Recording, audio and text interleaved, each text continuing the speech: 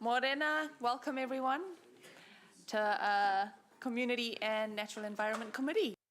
I'd like to first welcome Pam from our Buddhist community who will be opening our meeting this morning.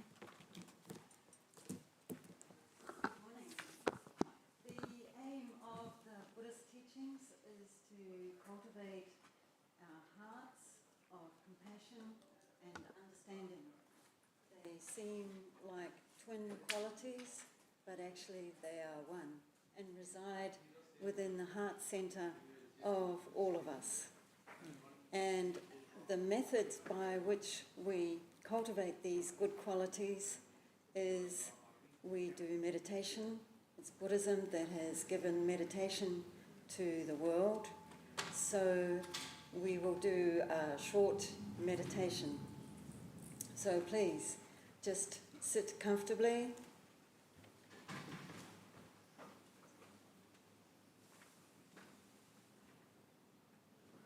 And be aware of your heart.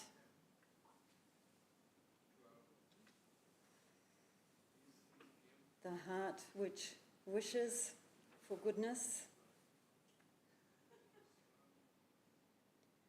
which makes life meaningful for a human being.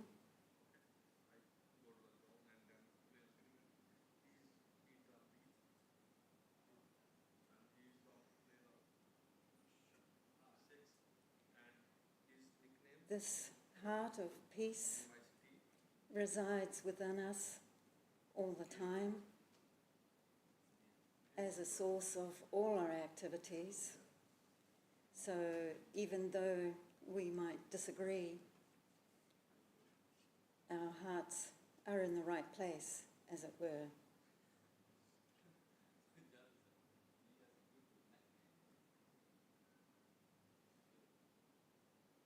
This stillness, this alertness, this peace is our divinity.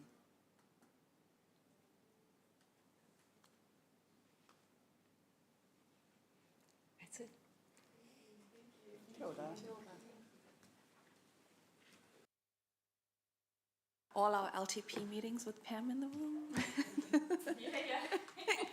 She's just sort of calmed us, centered us. All right, let's get into it. So apologies, I've got early departure from Councillor Donovan and Councillor Toriki. Is that true? And are there any other apologies?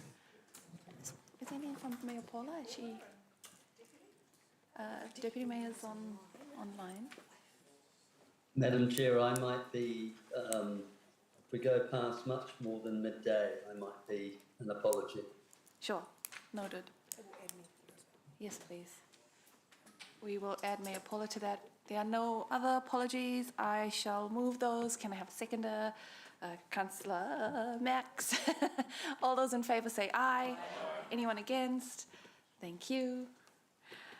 Confirmation of the agenda. I shall move. Councillor Anna to second. All those in favour say aye.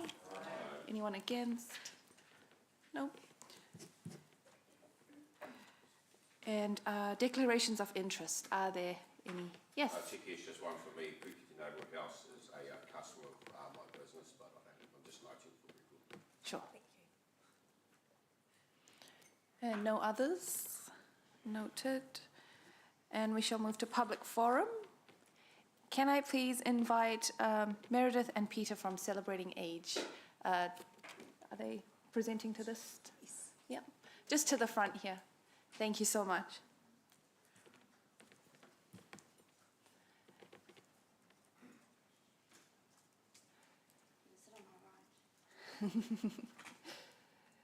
So you've got 5 minutes and you'll hear the team ding a bell.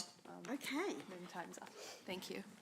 Alrighty, well, thank you everybody for inviting us to present today. You have a very important decision to make today, and we're very much hoping that you will opt for option 2 in relation to the Celebrating Age Centre. So I'm the chair of Age Concern Waikato, and I've brought along with me Peter Ertley. Peter's been involved in Age Concern for a long time. So we have been operating in temporary premises now for 2 years, 3 years? 3 years. And it's been very difficult to offer the kind of services that we would like to be offering. So today I'm here to talk about what returning to the Celebrating Age Centre would mean for us as an organisation. So Age Concern is very much focused on older people living their best lives and supporting older people to live their best lives. And Age Concern has a wide range of services that we provide, and I've listed them on the front page of our submission. So I'm not going to go through those again.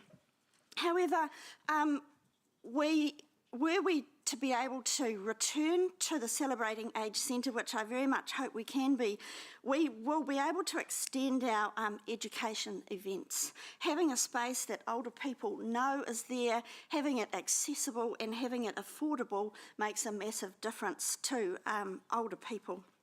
So strength and balance classes, for example, on our own premises that older people know will be there at a certain time of the day or the week. Social connections. There was a cafeteria before that older people could turn up and could afford to have a coffee and have a chat and catch up with people. Social isolation, as we all know, is a very big issue for older people.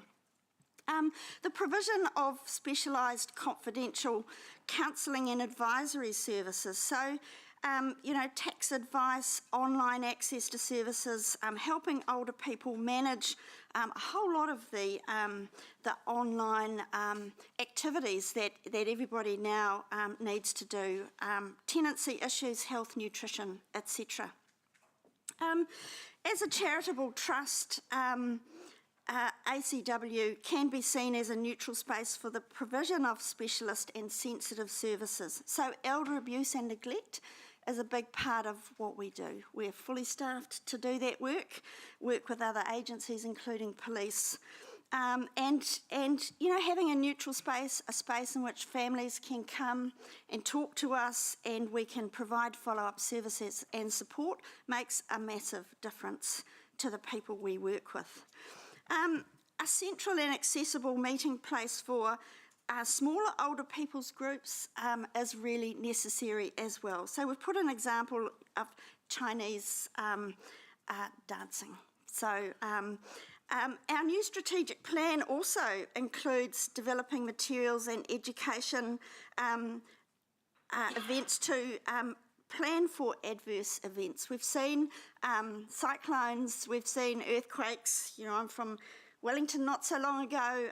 We've seen a lot of these challenges and the provision of services to older people. We're very keen to get very clear about what the needs of older people are around these emergency services in the, not just in Hamilton, but in our Waikato region. A central location for information and activities dedicated to the needs of older people will help this city support its older people and become an absolute promoter for being an aged-friendly city. Without this building, I don't think you can be ticking the boxes to become an aged-friendly city. So while other agencies provide specific services to people with, say, Parkinson's, dementia, stroke services, etc., Age Concern Waikato meets a wide range of generic and specific needs not catered for by other agencies. So we're funded to provide specific services. Our current temporary premises prevent us from providing the full range of services older people now need. Alternative premises have been difficult for us, less accessible and less affordable. So funding constraints have limited what we've been able to provide. So we've had to discontinue services due to the move from the Celebrating Age Centre. So the Celebrating Age Centre was vibrant, busy and well used. So as the head tenant, we delivered a wide range of services and we're keen to keep doing that. Thank you. Very much, and thank you for coming in today. I understand you're fairly new to the chair position. That's right, So yep. thank you for your insight and for sharing that with us. Okay. Awesome. We Is are that us? out of No time. questions? Yes. No questions. No? Thank you. Cheers, Bill. Thank you.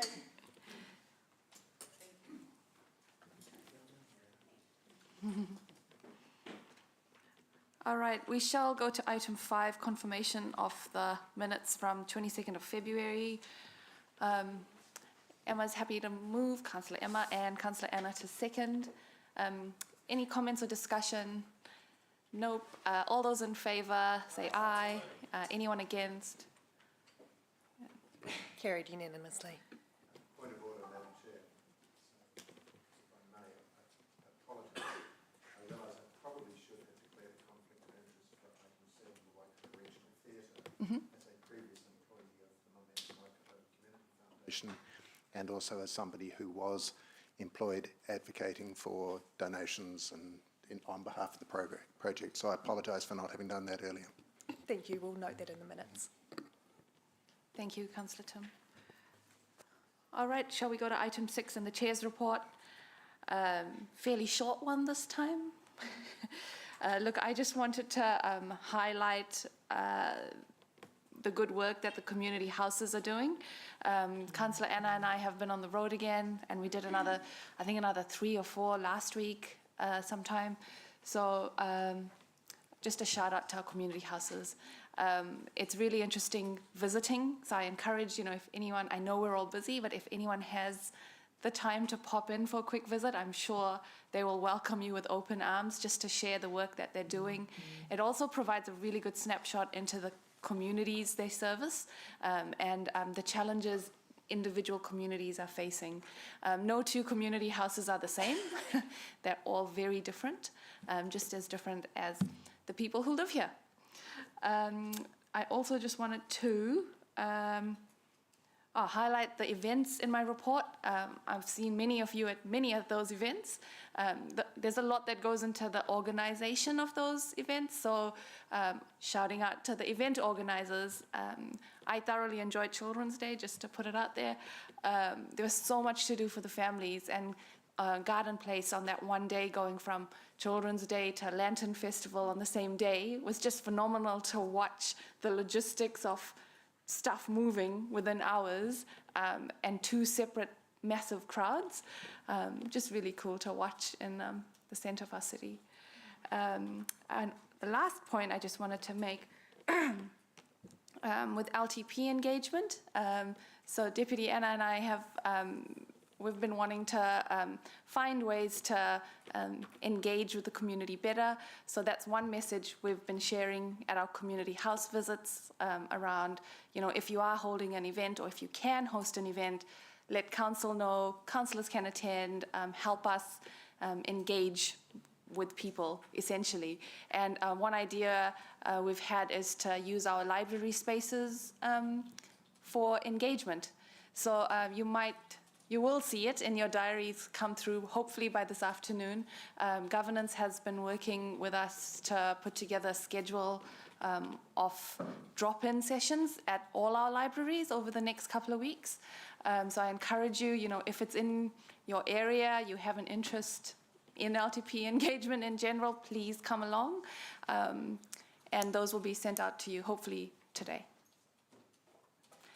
Awesome, thank you. Any questions or comments? I'll move. Thank you. And Ollie to second. No. Any debate from Councillor Ewan? No. No. Thank you.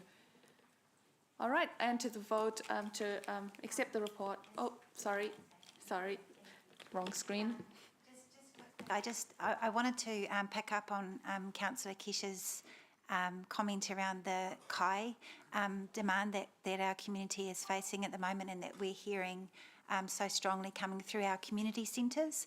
And I guess I just wanted to also note the work that our team does in this space, and I've been talking with Janet a little bit about it, in terms of our community team and the support they offer to all the Kai projects in our community, particularly community gardens and fruit trees in our public spaces and those sorts of things, which and crop swaps, which make a difference in terms of people's day-to-day struggle if they can access Kai in a different way and using our public spaces that way. We also provide Tronpost and mulch to community gardens, and those are the sorts of things that sometimes don't get that much acknowledgement, but they're quite critical in terms of how we support our community. So I just wanted to acknowledge that to build on Councillor Kesh's report. Thank you. It's quite humbling when you visit community houses and you see lines of people, waiting for food, and that's a reality we're facing right now. You often forget that. So yeah, again, I do ask that you, if you have the time, just pop into those houses and hear what's happening on the ground. We'll go to the vote just with a show of hands on that one. All those in favour? The motion is carried unanimously. Thank you. Item 7, Waikato Regional Theatre update report with Sean, and I can invite Gus Sharp as our external presenter, please.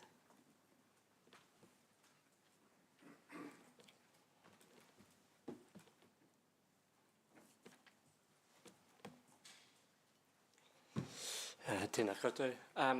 So for those of you who haven't met, I'm Gus Sharp. I'm the General Manager of the Waikato Regional Theatre. Today's update is mainly on the construction side, and really I'll run you through the building.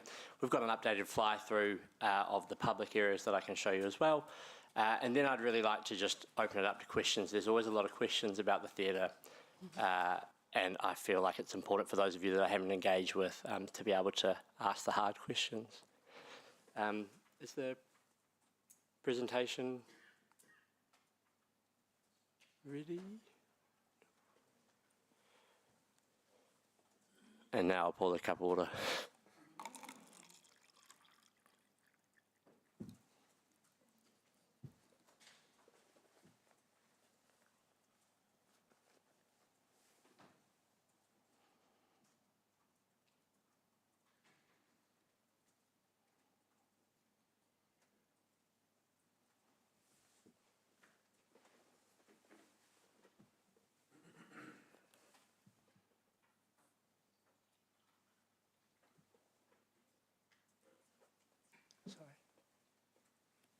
Great. So this is the boat view, as I call it. It's the view that you get if you're on a boat on the river. And what you can see there is obviously the modern side of the building with the sails that come out. Those sails are lined up to key strata on the heritage front to try and bring a sense of continuity to the building. The big square box is called the fly tower. That's where we lift everything up. So if there's a backdrop or a scenery, you need to change it out, you lift it up with a system called fly system. And the round white drum is called the drum. That's the auditorium drum. And when we get inside the building, you'll see why it's shaped that way. It's acoustic, but also it fits the curves of the seats. Next slide, please. So this is a rendering of Embassy Park. This is not the final, but this shows how Embassy Park will interact with the theatre.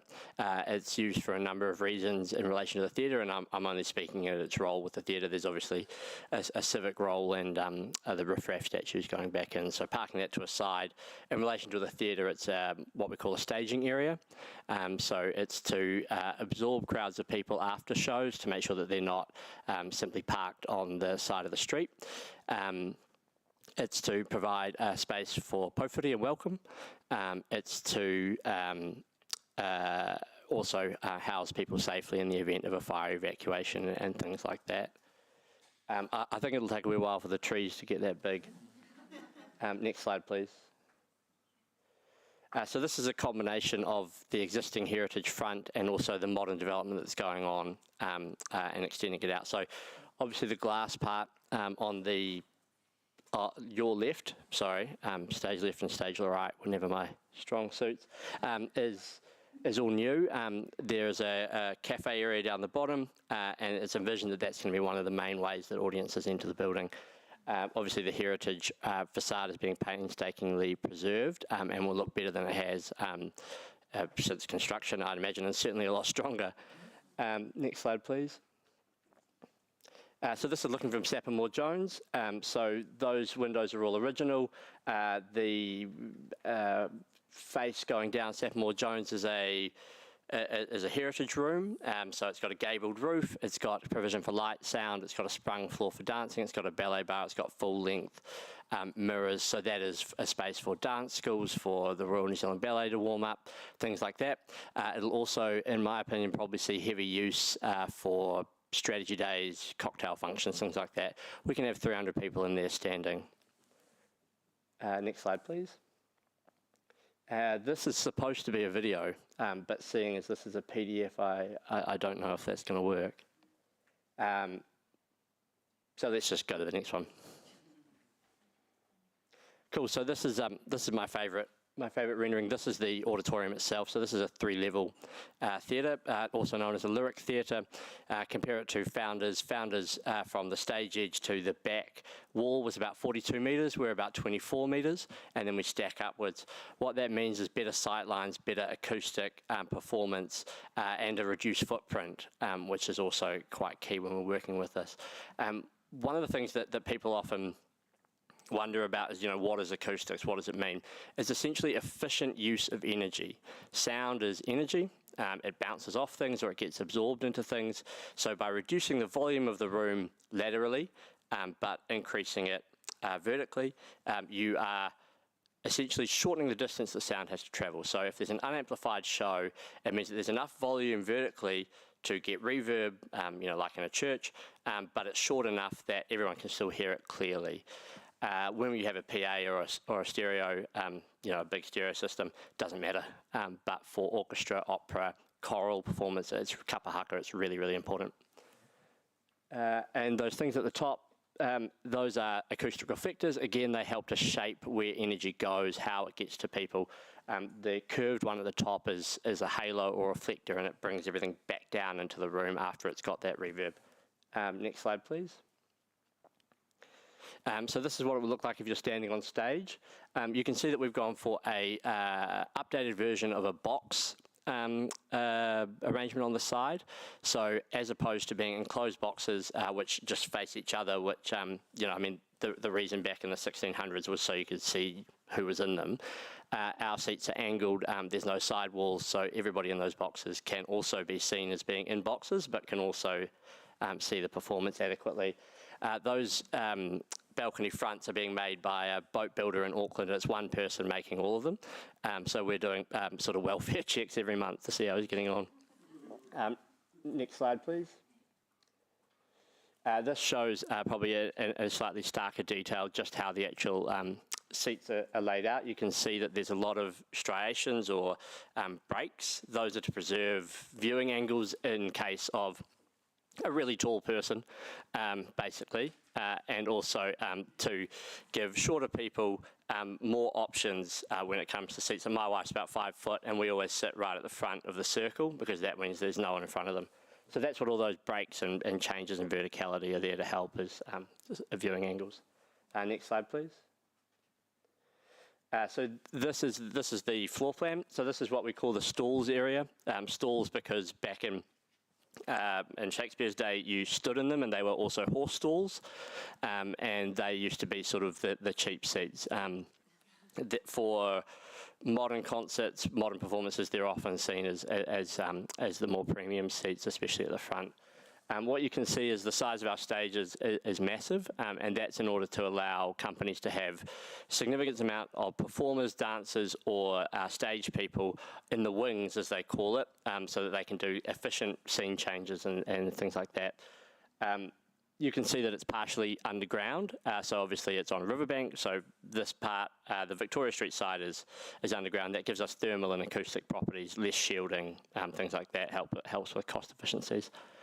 We can accommodate 72 people backstage at any one time on this level, which is more than, say, a Mozart opera with a mass choir, so that's really good. Scene Dock can accommodate 2 container trucks at the same time, which is pretty impressive. People always ask me about the Sappermore Jones incline, won't that be tough for trucks, you know, so on and so forth. The only people that have two container shows, as they're called, are the NZSO, the Ballet and Touring Musical Theatre, and there are about 3 truck drivers that do those shows, and they are, you know, for want of a better comparison, ballet dancers with the semis. So I wouldn't worry about it too much, but that being said, proof is in the pudding. Can we go next slide, please? Cool, so this is Victoria Street frontage. Along the front is a commercial development. Basically, we went to market, price wasn't to our liking, and we got some investors who built along the front, which really, you know, alongside the community and yourselves and other funders, you know, that's the reason this project got off the ground, is that people wanted it to, you know, and it wasn't just one person's dream. So that's really cool. You can see that the second level of seating is slightly smaller. The stalls is 650 or so, and then it's 325, 325. The second level is called the Circle because it's a circle. And on this level, we have more dressing rooms. We can accommodate a further 30 people on this floor. There's a commercial kitchen. The commercial frontage is tagged for hospitality space, and the building itself will be open at all times. So it's not, you know, a common theatre, right, is you close the front door unless there's a show. And, you know, this is probably more like the Barbican Centre in London, which has restaurants, cafes, and a sense of life to the building, even when there's not a show on, although, of course, we hope there are shows every night. Next slide, please. So this is the balcony level, also known as the gods, because you're sitting up with the gods. The multi-purpose room that I mentioned, or the heritage room, is in the corner there. I'll be working with a great view of the river, which is nice. And there's a performance bar up in the most northern, you know, planned aspect part there. You can see the wide open foyer. The Ralph Hotelier is going in there from Founders, which is currently being restored, and that's something that sparks a lot of interest, and I'm, you know, really honoured that that's going to be in there. What else to say about this? Next slide, please. And this is the roof, and you can see that we've got an open atrium there in between with natural light that comes through. We're also restoring the old Hamilton Hotel roof profile and incline and all that sort of thing, so doing the best of both. Next slide, please. And this is the fly tower, and it's slightly open to show you the roof. So there's a lot of structural steel that goes in there.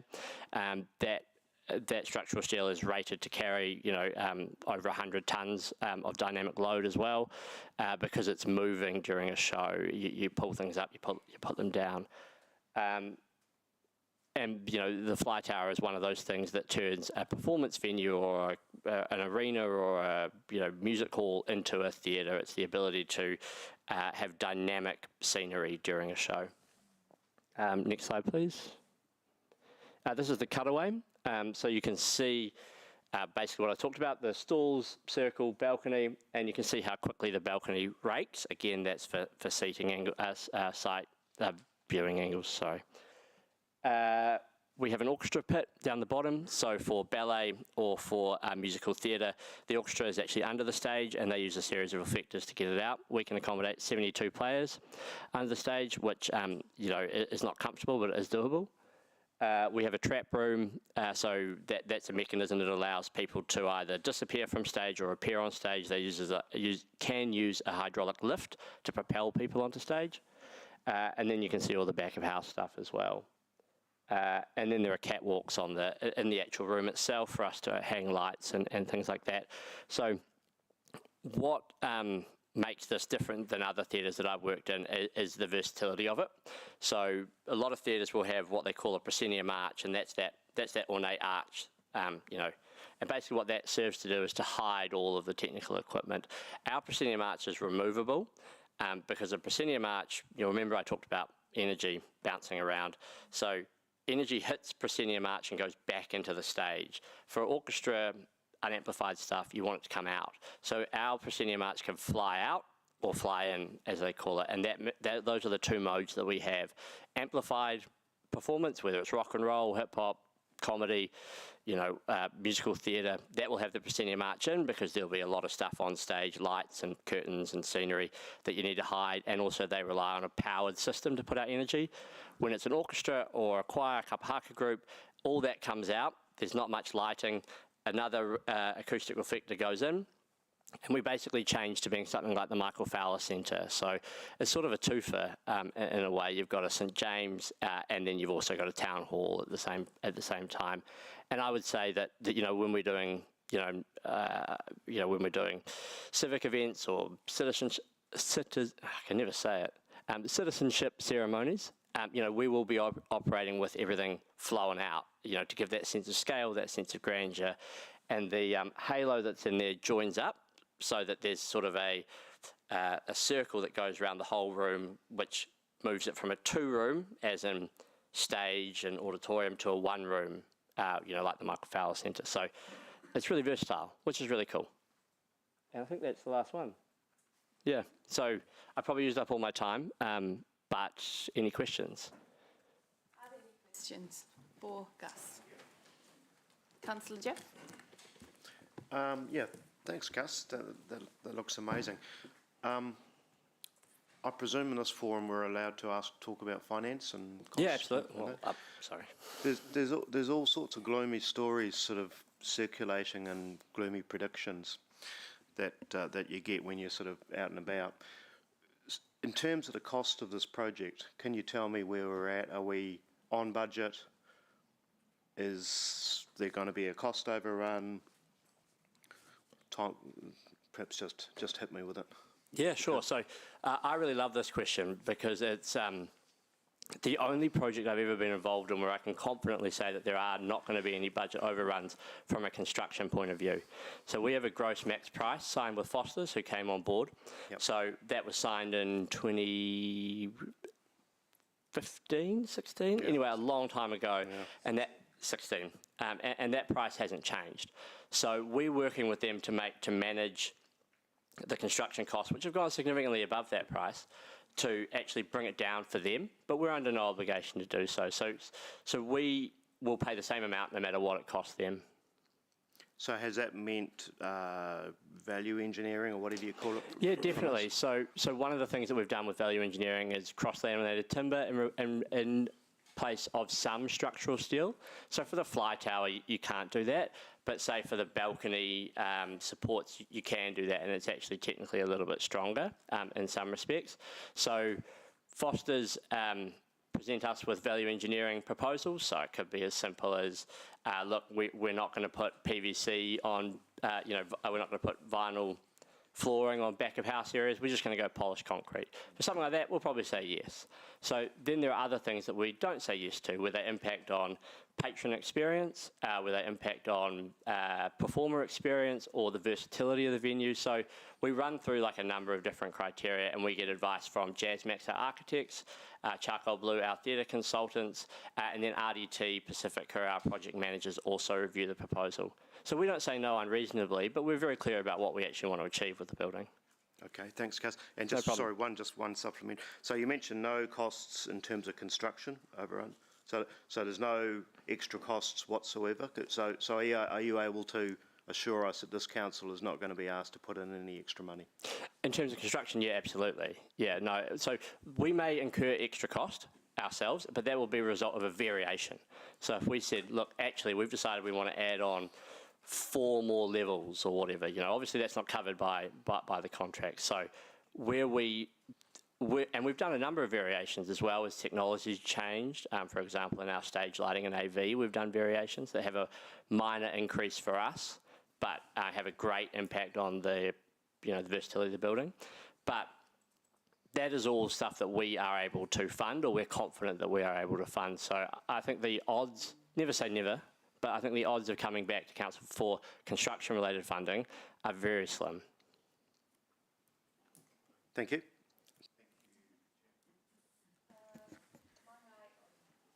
Thanks, Chair Kesh. Morena, Gus, thanks for your good presentation. What are the two questions? What are the hospitality behaviours of a crowd of 1,300 people coming into a theatre? And the second question from that is, are there enough hospitality offerings in this part of town to cater for that many people? Yeah, sure. So this is a really interesting question to me. So my previous role was head of venue sales and planning with Venues Wellington, which runs the St James Theatre among quite a few others. And when that closed down, we saw sort of antisocial behaviour go up and revenue go down. When it reopened, we saw the inverse. So I suppose the behaviour, hospitality-wise, that we saw was less drinking, but not the cheapest lager possible. So, you know, people are going out for a cocktail, and often bars around would do show-themed cocktails. They go out for a late supper. So generally it's more of that drink and food, or one or two drinks, as opposed to, you know, getting on the lash. It's actually really hard to get drunk in a theatre because you're sitting down the whole time. But the hospitality behaviour that we see is people going for a night out with a focal point that has already cost them $70 or so. You know, so they're actually going for a date night or this or that. So we see hospitality behaviour as being quite lucrative, you know, and that's why we've got a lot of interest in that hospitality block out the front for obvious reasons. Second question was around hospitality offerings. Is there enough? Yeah, I think there can always be more or a different mix. But that being said, you know, you've got, so we you know, all things going to plan, we'll have a full restaurant and then a cocktail bar in that space out the front. So that's two. Then you've got bank, and forgive me, I've got 2 kids under 4, so I'm not going out that often. Moko can tell you all the good places. My observation is that if you stay out of Hood Street, I think it's called Hood Street, that there's probably enough just in that block of Victoria Street that you can rely on. There's a number of quite good restaurants and things around there. Going up further, you know, Mr Pickles and things like that, that's prime pre-theatre fare. So I think there can always be more options for consumers, especially hospitality consumers, but I don't think there's a paucity of it, no. Can I ask one more question, please, Chair Kesh? So with Gus, with regards to the old founders, the stage over time became too small for shows. What's the kind of future-proof for this, the capacity of the theatre to host shows, and where are they going, shows in general, in terms, will there be a point in time in the future where the stage will be too small like Founders was? No, it's sort of the reverse, if I'm honest. So the stage of Founders was too small for a full Royal New Zealand Ballet performance, and that's like a Mozart ballet or one of the, you know, big massed you know, banks of dancers. Those are really expensive to mount, and in a tightening arts environment, we're seeing less and less of that. Musical theatre, for example, is generally engineered or designed for the lowest common denominator in terms of the theatre itself. So, because they're moving it around, they don't want to be changing the show, this and that. So, where we have, like I said, the proscenium arts can come in and come out, it can't just come into a set, it can actually come in really tight and come out really tight. So we have a really, we're not going to be, in terms of the landscape of New Zealand theatres, we're not going to be the reason that shows aren't touring. You know, we can do it all. Shows are getting heavier, and by that I mean their demands on the roof are getting more. We have a significant amount of a capacity, both on the fly system, but we also have what's called travelling beams, which are beams that are attached to the grid, so the actual structure of the building that can move back and forward. They can't move during a show, but they can hold about 4 or 5 times the weight of what can move during a show. So I think we're pretty well placed. We've got more capacity in the roof, for example, than the TSB Arena does in Wellington. Thank you. No problem.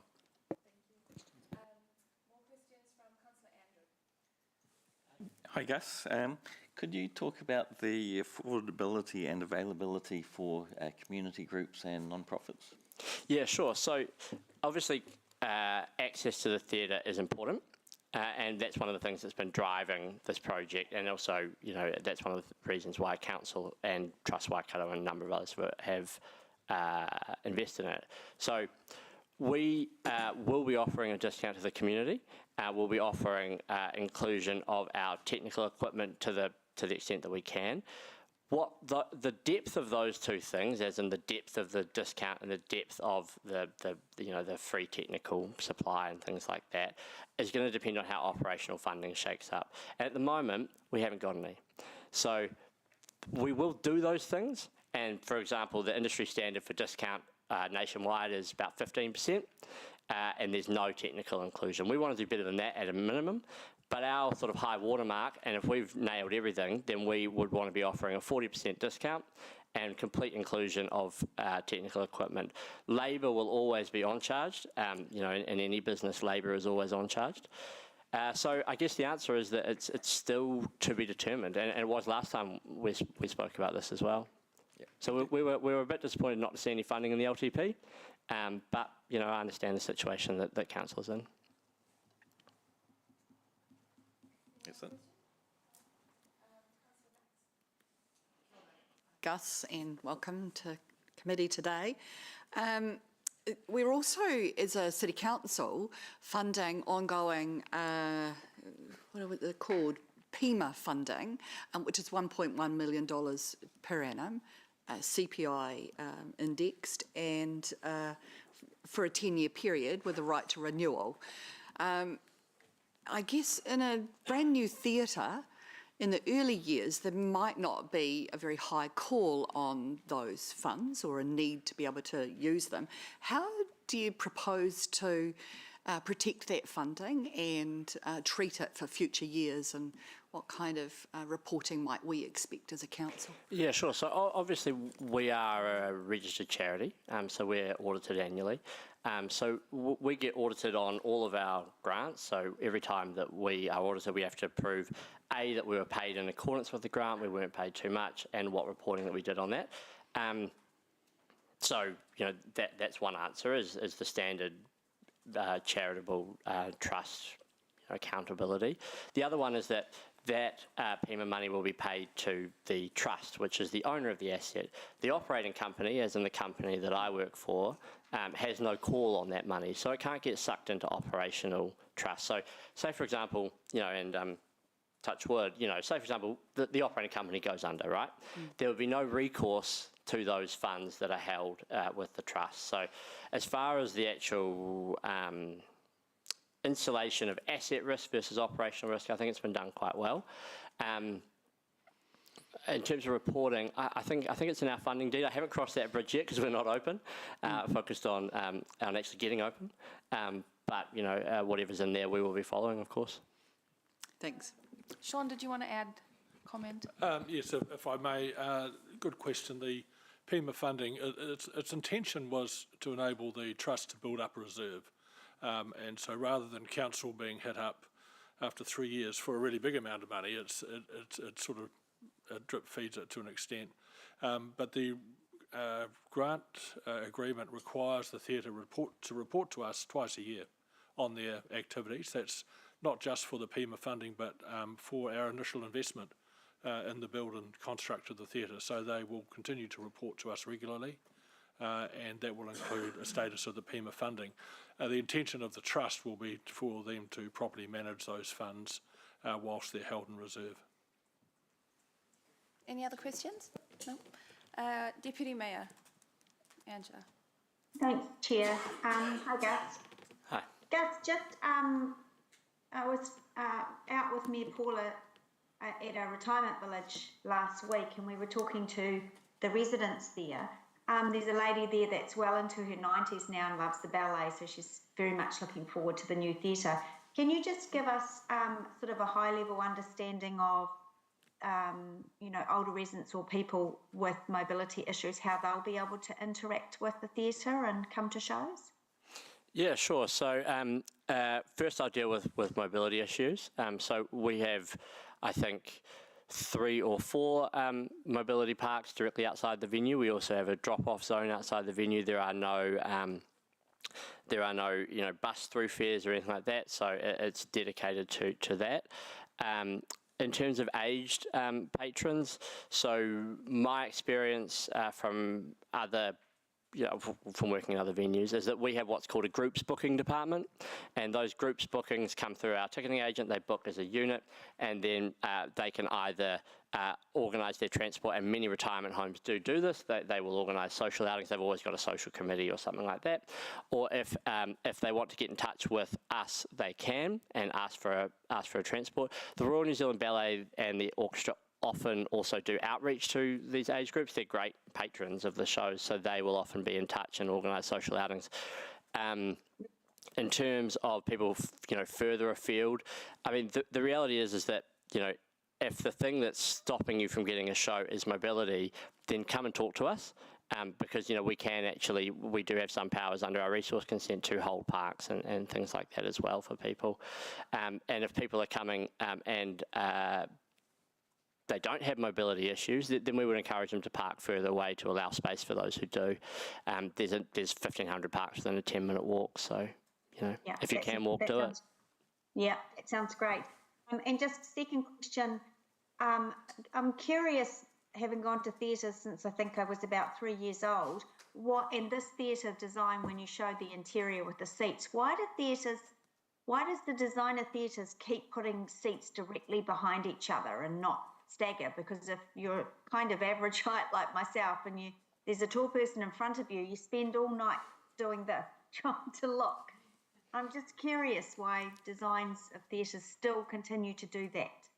Yeah, I mean, the short answer is fire escape regulations. So if you offset those seats, then your aisles aren't straight. And then you have issues, in the case of an evacuation. That's sort of why there are so many striations. So there are 3 on the stalls, and there are about 4 or 5 in the others. So generally speaking, if that's an issue that you find a lot, then I'd encourage you to look for the seats that are directly behind one of those facades. But unfortunately, it's fire escape stuff. It's the same reason that we're not allowed to let people bring pillows in to sit on, and other various absurdities. Okay, I didn't know that. Yeah. Thank you. Thanks, Gus. No problem. Chair. That's really helpful, thank you. Councillor Louise. Thank you. I'm going to apologise in advance. This is a really theatre nerd question. I was wondering if you could just maybe speak to the difference that this theatre will bring as compared to the other theatres that we have in Hamilton, Rivoli, Clarence, the Meteor, just the difference of offering? Yeah, sure. So I guess the difference is one of scale in the main. The difference is also one of efficiency from a show point of view. So Claudelands is a fantastic venue. However, it doesn't have a stage house. It doesn't have these built features because it's not supposed to, right? Like it's a different type of venue designed to host different events. So when you're a specialist venue of scale, it's really easy to get lots of shows through. So, for example, we can show our technical specifications to any touring artist from anywhere in the world, and they can know that they can make a show work in our venue. So I think the difference is one of compatibility and scale, if we're talking about venue nerd ecosystem type stuff. If we're talking about the difference in why would we even bother building it, it's because at the moment Hamilton is missing out on a lot of mid-capacity shows, right? They go to Tauranga, they go to Raglan, believe it or not. And I think that what you get when you have a venue like this is an easy option to access a large audience. So I think we're going to see a lot more additional shows as opposed to cannibalising some other shows. The reality is there will be a sugar rush, and people who have been putting on shows quite comfortably in these venues for years will come knocking at the door. However, things settle into equilibrium, and people go back to where they're comfortable, or they go back to what they know or what's efficient for them from either a show point of view economically, or, it's the right size for their audience. Because nobody wants to be a performer standing on stage playing to 300 people in a 1,300 person room. It's a much more intimate and special experience when you're playing to 300 people in a 300 person room. Feel like a rock star in that case. So I hope that's answered the question. I think it's different and fills a gap. Yep, cool. Thank you. Councillor Emma, you dropped off? Yeah, question was answered in part by Perfect. Councillor Louise. Thank you. And we don't have any more questions, so thank you for your time. Thank you. Yeah, awesome.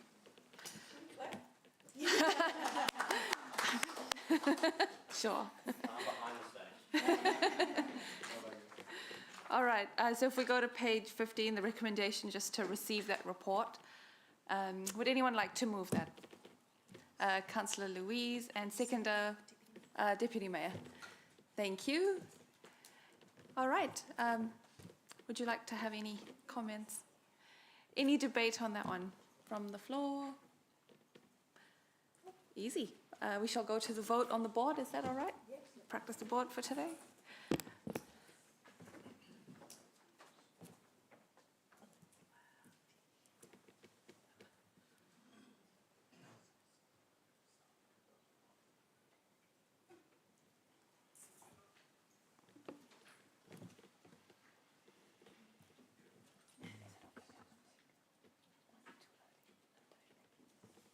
The motion is carried unanimously.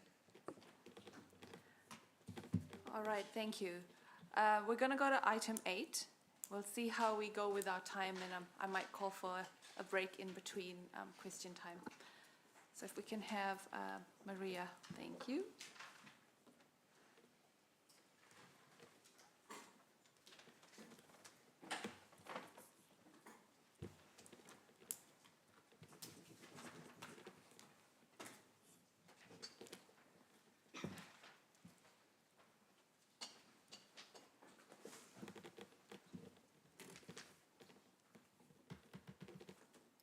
Mōrena koutou. Most of you will know I'm Maria, the Parks and Recreation Unit Director here at Council, presenting item 8 on 30 Victoria Street, celebrating age centre options. Most of you will also be aware that the building was closed in late 2011. There have since been lots of work done on various options, ranging from a really basic put a new roof on the building through to 2021, sorry. Not quite that long. Yeah, ranging from a very basic, just put a new roof on, through to complete refurbishment, commercial community partnerships and pure commercial partnerships. This report is responding to the last resolution from the Economic Development Committee, which asked staff to commence investigation of the relative benefits of retaining, upgrading or demolishing the Celebrating Age Centre. The options and financial implications are outlined in the report. I think I'll leave it there and take questions. Thank you. We shall go to questions. So just for everyone's information, I have moved the staff recommendation, seconded by Anna. So we'll just put that on the table. Councillor Tim. Thank you, Madam Chair. I'm just wondering, when we heard from Meredith, Peter didn't speak, but he was with her earlier. She particularly referred to some of the services for older people living with conditions such as dementia, etc., which we know are obviously huge for our elderly community. Do you know if the Celebrating Age Centre has had any discussion with, and again, it's an organisation I have to declare my previous relationship with, the Momentum Waikato Community Foundation, about the possibility of a new purpose-built facility being built, and this would be in a relationship with the Hamilton City Council, akin to the Braintree project in Canterbury, which is a wonderful new facility in the suburb of Merivale, catering for a whole range of neuro disorder conditions. Has any of that discussion taken place? Because I'm just wondering whether there is a potential either for working together or possibly for a duplication that wouldn't really be appropriate in the current fiscal climate. So the report does briefly make comment on the work with Momentum. It is in very early stages, and those conversations are being had. So that's as far as it goes? The wording in the report was the wording that Momentum were comfortable with us speaking to. Okay, it's yes, just- those are considerations. I think the other thing to note, Councillor Tim, is that those discussions can continue while we're completing planning, should you opt for the renewals option. And if there is more information to bring back, we would do that. You're referring to clause 36 in the report, I presume. Yes. Yeah. So it's just, it seemed to me that the Momentum Waikato annual report went some degree further than that. And that was, so I may not have expressed my question very clearly, but it was prompted by what I had read in their annual report just a few days ago. But, okay, Yeah. I'll leave it at that. The good thing is the discussion's underway. I just would hope that there will be greater clarity in the near future. Thank you. Absolutely. To clarify, the conversations with Momentum are at an early stage, and should we endorse option 2, that doesn't preclude any ongoing conversations That is which you correct. bring to us. I'd also just like to invite councillors to, when you're thinking of a celebrating age building, that it actually serves multiple purposes. So the housing of age concern is actually one small part, or has been one, major part of the use. They are the key tenant in that building, but it also provides how many square metres of space? There's about 1,000 square metres of space. For community use, and has historically been heavily used for things like Tai Chi, dance classes, etc., etc. Age Concern were also managing those bookings on behalf of council previously. Councillor Andrew. Thank you, Chair Kesh. Maria, I wanted to ask you about your confidence in the budget estimate for option 2, because I'm looking at here and I see nice round figures of 1 million and 2.5 million. And I know quantity surveyors would call it a rough order of cost, and the rest of the industry calls it a WAG, W-H-A-G, wild, hairy-assed guess. How confident are we in being able to keep the project within those figures? So those figures have been rounded. We did have, and I think the report mentions, a company called QSCO come in. They got up into the roof spaces. They had a look at the deterioration. We're as confident as we can be at this part of the design process. There are contingencies built into that figure also. Thank you. Thank you. Mangai Oli. Thanks, Chair Kesh. Kia ora, Maria. With regards to point 16 on page 34, can you just speak more as to why, I'm just interested with proximity of this building to the regional theatre, why there was no short or medium-term commercial option? To get a full picture on that, you would have to read the report that was done for the MEF. My understanding is that it was reasonably basic economics and financial environment that was leading to it not being viable at this point in time. And with regards to point 23, are you able to expand further of age concerns, use of the municipal building? Has that been really fully explored as to whether that can be developed into a space that provides, a good range of services, a good range of options for them? So prior to the move into the commercial premise, we looked at all kinds of options, including the Muni building. There are some constraints in the Muni building, in terms of car parking is one of the key constraints. So part of the age concern offer is outreach services, so they have staff with vehicles to go into the community. And then also access for people who are booking the spaces. Where they went to the current premise, they have been reduced to 5 car parks, and we've offered a further dozen or so at Grantham Street. So it's not ideal where they are at the moment, and the Muni building certainly didn't offer options that were better or as good as celebrating age. Last question, if I may, Chair Kesh. Does Age Concern and the Rawaawa Trust share any services together and space as well? I believe they do work together as much as possible. I also believe that going back into the aged concern building itself would unlock more of those possibilities because you would have more flexible space to enable other agencies to come in as appropriate. Thank you. Councillor Ewan? Yeah, thanks, Chair Kess. Maria, thank you for the report. My question focuses initially around the finance. I wonder if you can walk me through again the current funds that are earmarked in the the next LTP.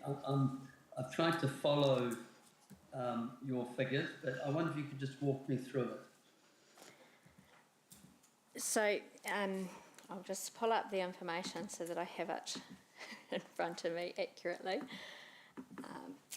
So there are currently within the first 3 years of the upcoming LTP and included in the draft budget, there is provision for the suite of community facilities. So that is just over 12 million in the budget for years 1 to 3, and that covers off 9 buildings for renewal. Celebrating Age is one of those buildings, and if council were to go with the staff recommendation, it would be proposed that that renewal is prioritised over years 1 and 2 for completion. Thank you. What does that mean to the other buildings? So the other buildings all are in varying degrees. The Celebrating Age is potentially the most expensive of the renewals that are allocated due to the current state of the building. And so what it would mean is that the Celebrating Age would be the first delivery of the 9, and the others would be prioritised following. So what you're basically saying is we would be raiding the pots of the other buildings to enable us to find the 3 million to do the work. No, that isn't what I'm saying, Councillor Ewan. I'm saying that we manage our renewals budgets over a 3-year portfolio, that in doing the sums to come up with the amount, we have provided adequate amounts for each building. So you're saying that this is no new funds in the LTP, and that you're also saying that all the other buildings of which this umbrella quantum was to cover are fit for purpose and will not require those funds that you're allocating for Celebrating Age if we decide to support this? Yes.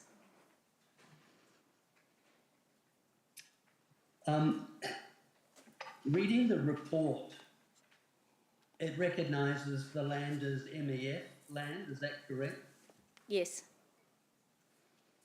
And reading the report, it suggests that the MEF may need to wait more than 10 years to be able to review in line with the consultant's report that tells us that within 10 years the commercial opportunity in theory could materialise. Can you give me a clearer indication as to the period that you believe this improvement would enable the useful use of the Celebrating Age for the Celebrating Age group?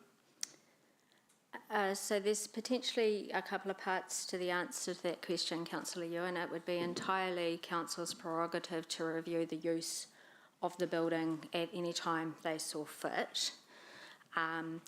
My understanding of the consultant's report was that it was estimated it would be 10 years before the opportunity would become viable, but not guaranteed that in 10 years it would work. Obviously, it's subject to a range of factors. In terms of the renewal of the building, it would likely see useful life beyond 10 years. Thank you. But my question to you as the subject matter expert, are you saying that the MEF would have to wait 15 or 20 years, or is it waiting 10 years? I'm saying that that decision rests with council. Okay. In option 2, you highlight the quantum covering not only making the required repairs to the roof, but also covering areas of damage, including framing, and bringing the fire, electrical and the HVAC systems up to a modern standard. Is that currently required? So the instruction that we gave to the company was to provide us with estimates that would enable public to access and use the building in today's building code standards. So yes. Okay. And final question, if council was of the mind not to support option 2, and go with option 4, which is to demolish the building, and which the report says obviously provides, you know, from a purely financial lens, potentially the most cost-effective option in light of our current financial position. In light of the fact that you were going to allocate $3.5 million out of the broader 9 million of renewals, could that quantum not in fact be ring-fenced for a potential joint exercise with another entity to build a purpose-built community centre and in a more appropriate location, releasing the land to the MEF to react when the market is ready? So there's probably two things that you might need to be aware of as response to that question. The first thing, that a demolition of the building is currently not budgeted, and it would be an operating expense rather than a capital expense. So you would need to add $1 million to the draft LTP. The second part of the question is, I guess it depends. You could earmark the $3.5 million. Again, it could be capital if council was to be the owner of the resulting building, but it would be operating if council were not the owner of the building. And final question, Madam Chair. Maria, of course, council could choose not to immediately demolish the building, wait until the commercial opportunities improve, and the MEF could then undertake such an initiative at no cost to council. So I guess the answer is, Councillor Ewan, yes. The finance implications are detailed in option 1, retaining the building status quo, and whether the MEF funded that option or whether council funded that option would be up to you. Thank you. Thank you. Councillor Sarah. Thank you, Chair. Thanks, Maria. In terms of, we know from from a recent report that we have a shortage of community space more generally. Can you please just talk a bit more about that shortage and how this would help to, or if this would help to improve that situation? And the second part of that is, how do we ensure it's fully maximised and accessible to a broad range of community groups? Okay. So you may recall that the CBD Community Facilities Study spoke to a shortfall of around 5,000 square metres, or a need of around 5,000 square metres. The renewal of the Celebrating Age Centre would put 1,000 square metres back into play, so to speak. In terms of ensuring community occupancy is maximised, we would negotiate a new lease. We would potentially negotiate a new lease with Age Concern. The terms and any KPIs that you may wish to include in that lease around maximum occupancy and utilisation are in your hands. Okay. Thank you. And just in terms of the time it's taken, you mentioned it was 2021 that was it 2021 that we wrapped the building and closed it for use? So it was closed for use in late 2021 and then subsequently wrapped in 2022 to preserve the current state. Essentially, the wrap has done that. And is the main reason for delay that council decided they wanted to look into a commercial or joint commercial community opportunity? So yes, over the time, staff have been directed to look at various options, including those mentioned. Okay, so I guess I'm just trying to understand like how we got to the point of it taking like nearly 3 years, and looking at it, it looks like a large part of that was council asking for various options to be investigated. And we otherwise would have been, the first half of 2022, getting on with renewals, or when would that have happened? Yes, I guess hindsight's a marvellous thing, Councillor Sarah, and in good faith, our elected members asked us to look at options. That work's been done. Yes. Okay. Thank you. That's all for now. Thanks. Thank you. Mayor Paula.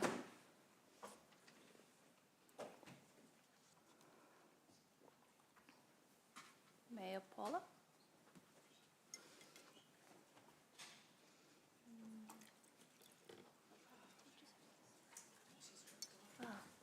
All right, we'll go to Councillor Jeff.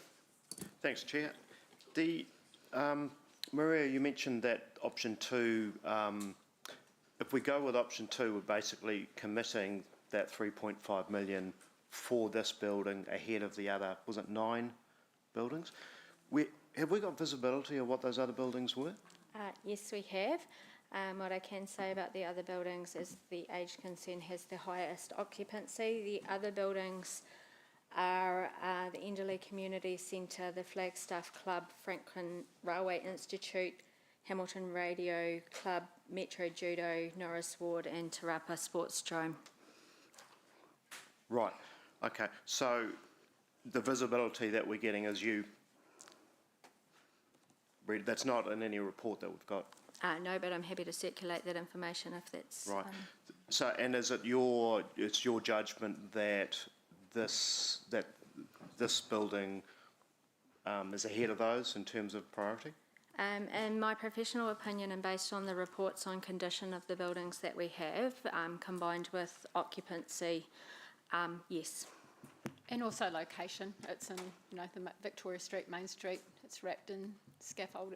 It's been sitting that way for some time now. So it's also around, where its located. Okay. Perception and use. All right. Yeah, thanks, Chair. Thank you, guys. So you'll circulate that, did you say? Yeah. Awesome. Councillor Sarah, do you have another? Sorry, I knew I had one more question. It's come back to me. Thank you, Chair. It was just in terms of the renewals work, it's spread over 2 years. Why is it spread over 2 years? Can it be done within one, and to avoid then the extra costs of paying for Age Concern's lease, and to get the building up and running again? So there's a couple of things in that. There would still be a significant amount of design work in order to get to the construction phase. We have been conservative in saying that we would do the planning and design in year 1 and physical construction in year 2. Once the funds are released and the project is stood up, we can refine and get tighter on that timeline. The second part of the question is that Age Concern are currently in a commercial lease situation. That lease expires on the 1st of March 25, so essentially council would be obligated to pay that lease or find another tenant until that time. So again, we would need to have an approved project to get things moving, and our project team would be looking to move as fast as possible. Okay, and I guess in the just thinking about timeframes and the need to move quickly, is there any risk of the building, the longer we take doing, design and work and stuff, is there any risk of further deterioration, or is that being closely? So the risk, the main risk that we've articulated in the report is that the wrapping may deteriorate, and we may need to put a new wrap on it. That would be at a cost, I think, of around 30,000. That's detailed in the report. As I said, the wrap has largely done its job and performed well, and we are talking about a relatively short time period compared to where we've been. Right. Okay. And is there any benefit in just bringing forward a little small amount of funding to get on with design and investigation work so we can get this done? That's an option, but I guess the final decision on renewals is subject to the long-term plan process in any case, so yeah. Okay, thank you. Sorry, so what you're saying is we have to still go through the LTP process before To this confirm can that. be- funding can be confirmed, and then design work and, okay. Councillor Emma. Thank you, Chair Cash. Can you just remind us that the MEF looked at commercial community opportunity for this space? Can you remind us of the financial costs of such a purpose-built facility? So I might ask my good colleague and friend Nicholas Wells. Phone a friend. Thank you, Maria. I was hoping you weren't going to do that because I, for the life of me, can't remember those details off the top of my head. Sorry. There is a link to the report, so given some time we can probably... After questions, I'm hoping we have a short break, so that will allow some time to find those answers for you as well. Okay. And other than the municipal build, which wouldn't be suitable for age concern, are there any other cost-effective or viable solutions to fill that lack of community space? None that we have been able to find, acknowledging that this is one of 3 community facilities that we have closed. Thank you. Oh, yeah, look, 2 questions. The first with regard to the building, the second maybe with the tenancy. In terms of the work needed and the water tightness issue, you talked about in the report the need to potentially do another wrap. Is the water tightness issue related to the roof? Yes. Yep. And so then if we were talking about funding in the first year, it's like put a new roof on and then you can get on later with other stuff that might be inside rather than 30 grand on a whole lot of plastic that needs to be dealt with. Yeah, our project manager, I've asked these sorts of questions as well, and my understanding is that the roof, there does need to be an element of structural design to make sure that we're getting it right.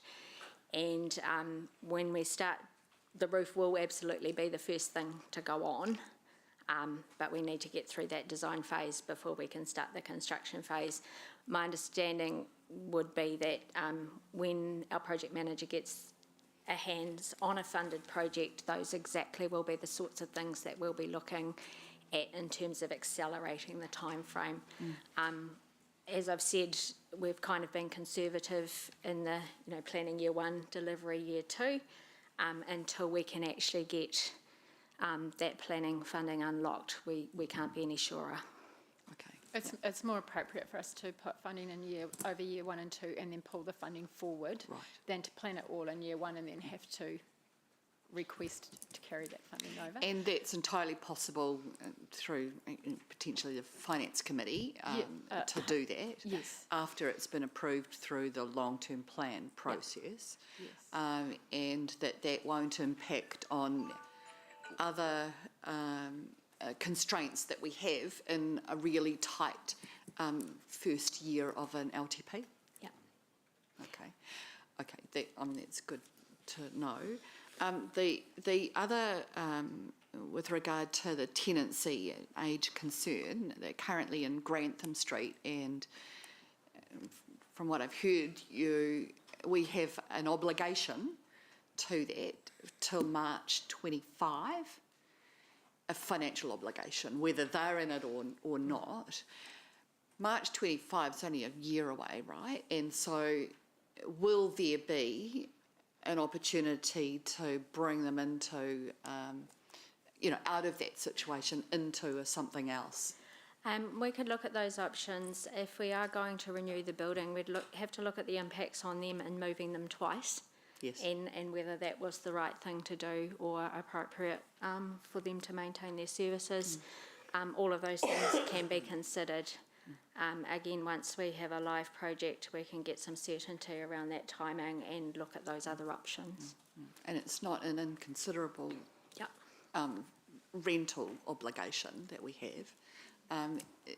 There's some flexibility in that lease after expiry to go beyond March 2025? We'd need to have those conversations with the owner. Yes. Without us signing up to further obligation beyond what we expect might be. That would absolutely be our intent.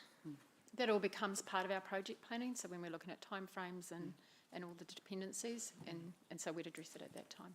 Yeah. Okay. Thank you. Thanks, Chair. I do have Mayor Paula's question, but she can't unmute herself. Sorry, I forgot it. She said, did the original senior citizens group invest into the current facility? Yes. Do we know when or how much that was? Or? There is a history document that I can circulate for you, and I'm frantically looking for it.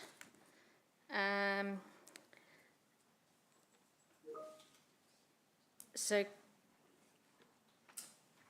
they had a building at another site, and my understanding is that they took the funds from that building to invest in this building. All right. Yep. That's age concern, or? It was the Senior Citizens Old Folks Association at that time. Yeah. An earlier version of it. Yes. Councillor Ewan, you've got a question? Yeah, thanks, Madam Chair. It's a couple of questions. The first one, Maria, just remind me again, the current lease we have for where we've housed Celebrating Age, just remind me when that expires again? That expires on the 1st of March 2025. Correct, okay. And so, okay, that's the first question. My second question is, I guess, to Nicholas. Nicholas, the land is obviously MEF land. Sorry, Councillor. Nicholas has just left the room, but Sean... Yeah, look, unfortunately, he had an 11 o'clock appointment that he couldn't delay, so he's gone. Do we know when if he's coming back? No, but we can get a message to him. Yeah. All right. If you can go ahead with your question, and we'll check if someone else can answer. Yes, it's probably we'll need Nicholas. I just want to see currently what return the MEF is getting for the land. And the second question is, if council is now saying in its wisdom that it wants to reinvest in the building and wants potentially, more than 10, up to 15, maybe 20 years, whether council could buy the land from the MEF.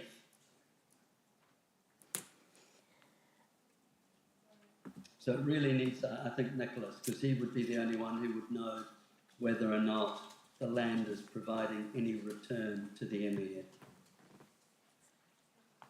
Yeah, I can get Nicholas to confirm that. The second part of the question, he has, I believe, answered via email, so I'll just pull that up. In that the land could be removed from the MEF, but it would need to buy it back. So there'd need to be a commercial return from the sale of that land back into the MEF. Right, so that would mean council, because I'm just trying to unravel the complexity of the land is owned by the MEF. Council is now entering into a funding regime that limits the MEF to fulfil its mandate. And I just want to make sure that we've had sort of a legal opinion as to whether or not the fact that it's not gleaming a return meets our MEF criteria.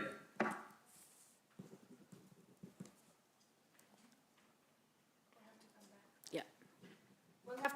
We'll have to come back to you with that answer, Councillor Ewan. We'll try to do that shortly. Okay, after the break. Cool. Thanks, Madam Chair. Can we work on that? Yeah. We're going into more questions, and I am aware of time, so we'll do the next two on the list, and then take a break straight after. Councillor Tim. Thank you, Madam Chair. I apologise. My earlier question was clumsy and tentative, and the reason for that was I wasn't entirely sure the degree to which the Braintree proposal is in the public domain. So I've just been back to check the Momentum Waikato report, which is now, of course, in the public domain. And in the Chair's report, after a fairly significant discussion about the development of the Waikato Regional Theatre, which we've obviously had a very good presentation on, I read, "We are also progressing concepts for our likely next transformational project." So it's just decided not to cooperate with me. Oh, damn. I'm not pausing for effect, I'm sorry. I don't know why it's doing that to me, I'm sorry. Just bear with me half a sec.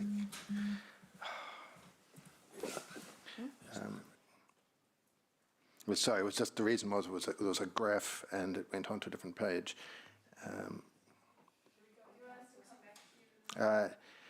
Well, so it must be here we are. We are also progressing concepts for our likely next transformational project, the Braintree project, wherein we would partner with sector organisations to develop and deliver an integrated centre for people with neurological conditions. And for that, read a huge range of neurological disorders. The search is on with the Hamilton City Council to find an appropriate site. And so, as I say, my question was pretty tentative, but when I look at both clauses 28 and 29, which note that late last year, Momentum Waikato approached the council looking for a Hamilton site in relation to a potential community opportunity. I mean, that could be anything. It might not have been this project. I just wanted to make sure I wasn't going to be breaching anything. And then what goes on to 36, where it says there may be an opportunity to partner with Momentum to accommodate other community activities at the site. In neither of those instances is there any indication of what that might be other than Momentum's interested in working with council for the...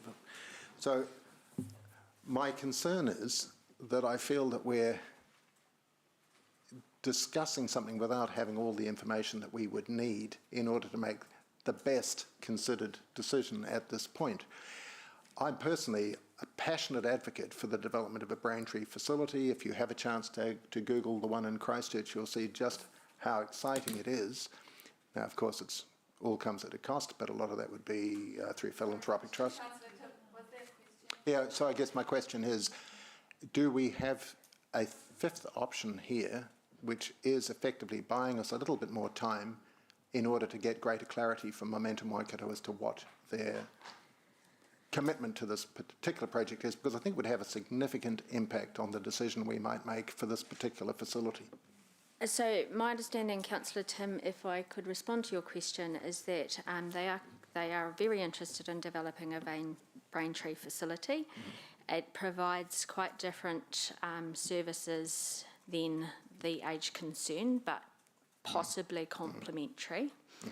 They have no funding at this point in time, as the discussions are conceptual. We have been working with them, looking at our suite of community facilities and whether there is any sites that would be suitable. One of those sites for discussion is obviously the Celebrating Age, but to Councillor Ewan's point, that site comes with a number of encumbrances in relation to the MEF land it sits on.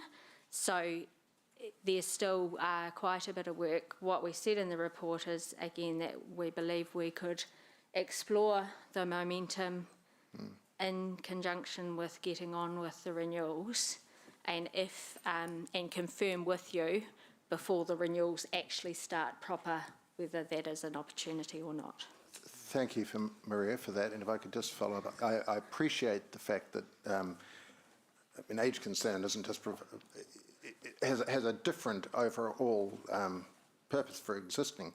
But I do think that if the discussions are held between them and Momentum and those who might be back in the Braintree facility, that it could provide a very attractive option for age concern, which could be incorporated into a facility that's going to be multi-purpose.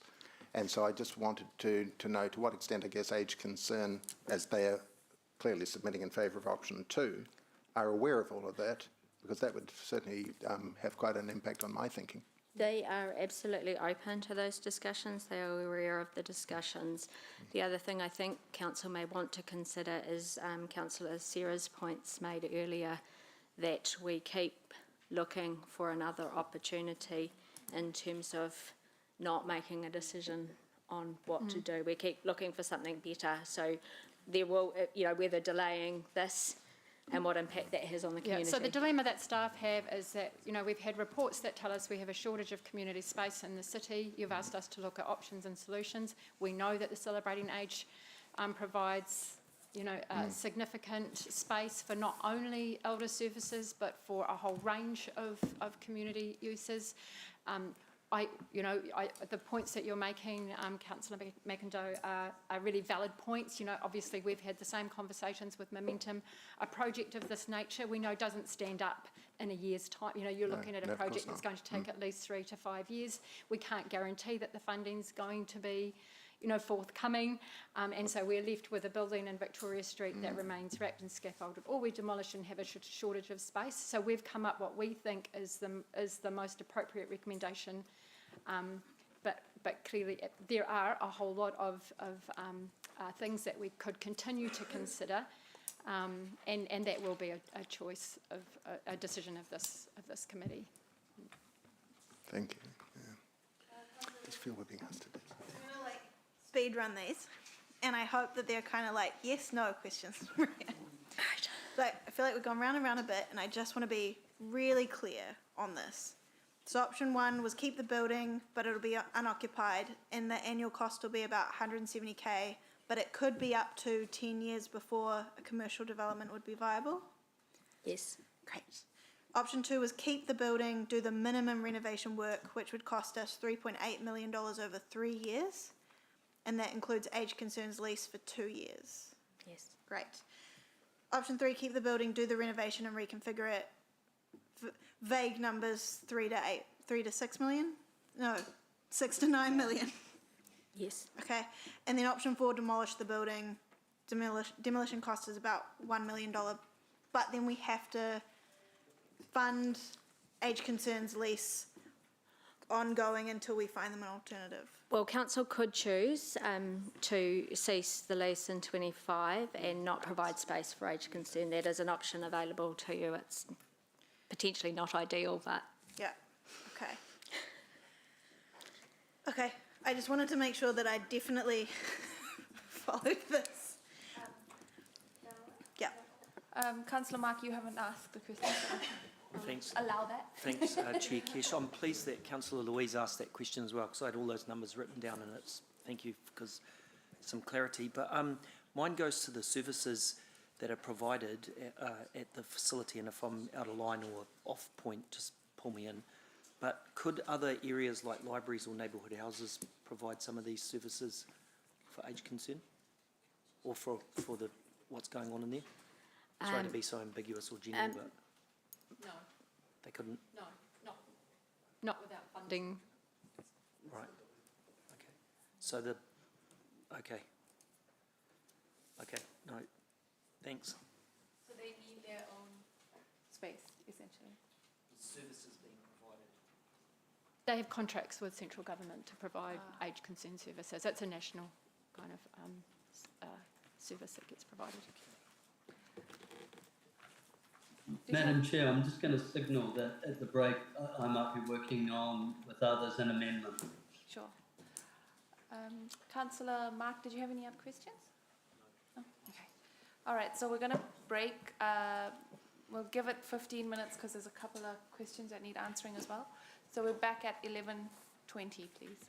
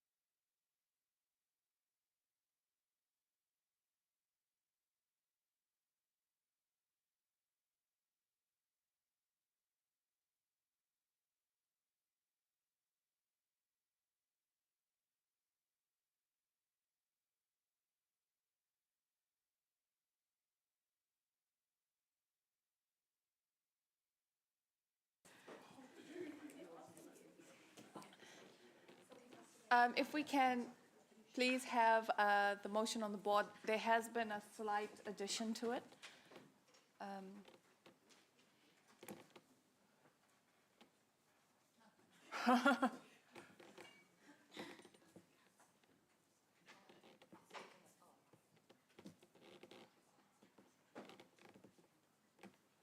So D has been added in.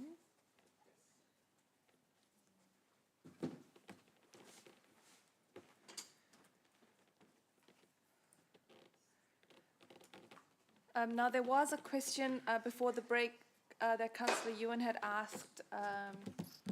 Do we have an answer or? Unfortunately, Nicholas Wells has not been available. What I can say, Councillor Ewan, is that in previous conversations with him, he has confirmed that the building in operation is legally entitled to be on site. What I could also offer is that we could seek an external legal opinion and bring this back prior to deliberations. Okay, thank you. Madam Chair, I understand is there an amendment as well? Was there an amendment from the floor? It's actually just an addition to the motion, Ewan, in D at the moment. That's what has been arrived at. Right, thank you. So I am moving and Councillor Anna is the seconder. Awesome. All right. Look, Madam Chair, I have a question of the movers. Sure. So obviously, B simply means that if this may be redebated at the LTP. So staff will make no financial decisions prior to the completion of the LTP process. Yes, that's correct. Thank you. I don't actually have much to add. I think the questions covered all the points really well, including Councillor Louise's questions and breaking down the options that are in front of us today. So thank you for that summary. The way I see it, it's two separate issues in my mind. We've got age concern who have been displaced and council trying to help house them for the past couple of years. And, they have a niche community that they serve. So that's one part of this decision, is making sure that we are catering to the older people of Hamilton. The second decision, part of the decision really is around community space. So we know there's a shortfall of 5,000 square meters right now. We don't know what that's going to look like with our projected growth over the coming years. And this site provides 1,000 square meters of community space. And how that's used and by who that's used is when age concern comes into the conversation. So I'm really comfortable supporting the motion today. And, yes, we may choose to bring this up again during LTP deliberations, which is part of the process. But what I hate to see happen is for the building for nothing to happen and for it to become an eyesore and for it to become another Founders, because let's face it, no one wants that. The residents want us to take care of what we've got. So I will leave it there and go to Councillor Anna. Just happy to be seconding the motion, and I guess I've enjoyed the conversations that have happened that have come up through debate, and I just want to acknowledge the staff for their ability to work in such a dynamic environment where new ideas are presented all the time, and elected members, come up with ideas which, are good ideas, and that they build on the connections we've got in our community that our staff have also. So there's always endless possibilities and potential, and it's just wonderful to see the support that the council has for our older people in our community, and the desire that we have to make sure that we find the best possible outcome for our older people. So thank you. Councillor Hutt. remiss of me as the age-friendly liaison to not make some comments. I was reflecting earlier, seeing Peter in the chair. Peter has often said to me how important it is for him to be back in the age-friendly centre, the Age Concern Centre, before something might happen, which I have to say is a really blunt way of putting some of the concerns that our older community have about not being back into that space in their own lifetime. And I think it's really important as well to remember how valuable that space is for older people, but for the connection of older people with others in the community. I had stalls there selling knitting for many years in their market days. I've heard that another councillor may have even had their wedding reception there. So it's a very, it's not just a space for older people to meet with older people. It does have that function, but it is so much more than that in terms of community connection. And I think that we've done a real disservice in the way that this process has been delayed, and that's on us as council. Councillor Thompson asked some really good questions around that, and I think it's really important that when we are dealing with an ageing group, that we think about the flow-on effects of those delays on that community. So, yeah, happy to support the staff recommendation, but also just want to remind all of us that, you know, there are people in the community who really care for this space and really want to be back in it. Councillor Thompson. Thank you, Kesh, Chair Kesh. Look, we have a shortage of around 5,000 square metres of community space in the central city area, and this will reinstate around 1,000 square metres of community space. And we do have to remember, while Age Concern is one important group that uses the space, the intention is for this to be available to all sorts of groups, a broad range of groups, and to be fully used and maximised. We have already delayed this decision by 2 years. So a report came to us in around May 2022. It was supposed to come in April. I don't know what the delay there was. With the option to get on with renewing the roof. Okay, now it is April 2024. I don't know where that time went, but I refuse for that building to be sitting there in another 3 years' time with plastic wrap around it. We're entrusted with the care of community assets that have been paid for by our ratepayers and paid for by others in the community, and we have to look after them. Let's not let it sit there and deteriorate. So absolutely, I support getting on with option 2. As Councillor Anna said, look, there are always endless opportunities and options, and we could spend years investigating them and tens of thousands or more reports. We've got the option there to, we've asked staff to talk to Momentum, but you know, unless there's something really certain and clear, we really just need to get on with looking after what we've got and opening this back up for community use. Thank you. Thank you, Chair Kesh. Looking after money is about looking after people. Counting the pennies is not capitalist, it is socialist, because when we run out of money, we can't look after people. That's what we are seeing with the LTP, that's what we are seeing with the challenges today. We have to be careful. I support option 2.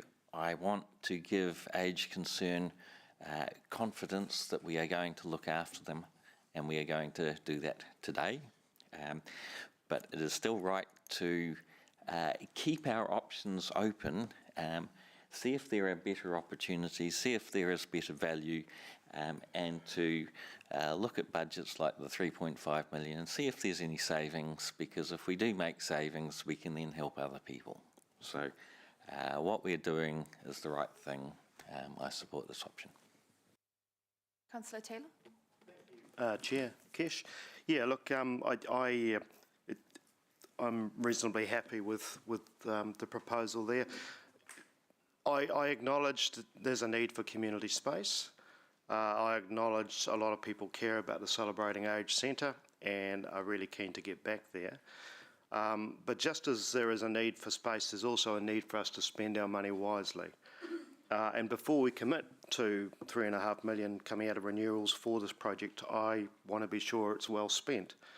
I thank Councillor McIndoe for raising the Braintree Trust thing. I know that this is one of the sites that they have been looking at. Let's at least have a look. We are entrusted with the care of community assets, but we're also entrusted with being financially prudent. And people do want community space, but they also want us to look after our money, because if we don't, it impacts on them, and we're going to be hearing all about that in the next few months. So we have to be prudent. I was anxious when I read the report to get better visibility. For one thing, the other 9 buildings that we're talking about spending for renewals, which was measured up against this building, weren't in the report. We didn't have visibility over that. I think we probably should have. So I'd like to be able to balance that, as well as the Braintree Trust, if it does come to fruition. And to be perfectly honest, I'm not totally convinced that the investigations into future MEF use are completely foolproof either. I haven't ruled out that as a future use of the site. So this allows us to have another debate at LTP time with full visibility, and I'm supportive of it. Councillor Veniston. Me. Hand up, it was my wedding reception that was held at the venue. It was practically brand new at the time. No, not at all, not at all. 42 years ago, and it speaks to the myriad of other uses for that building. It's not just for Age Concern and the functions and programs that they run, but for community. And so backing up both our chair and Councillor Sarah's points about the much needed community space, absolutely something that I can support. And to hold it up any further, it puts us in a state of paralysed by inertia, and just don't want to be that council. So we need to make decisions that are suitable for the day, and this one is well overdue. So I'll be supporting the motion. Thank you.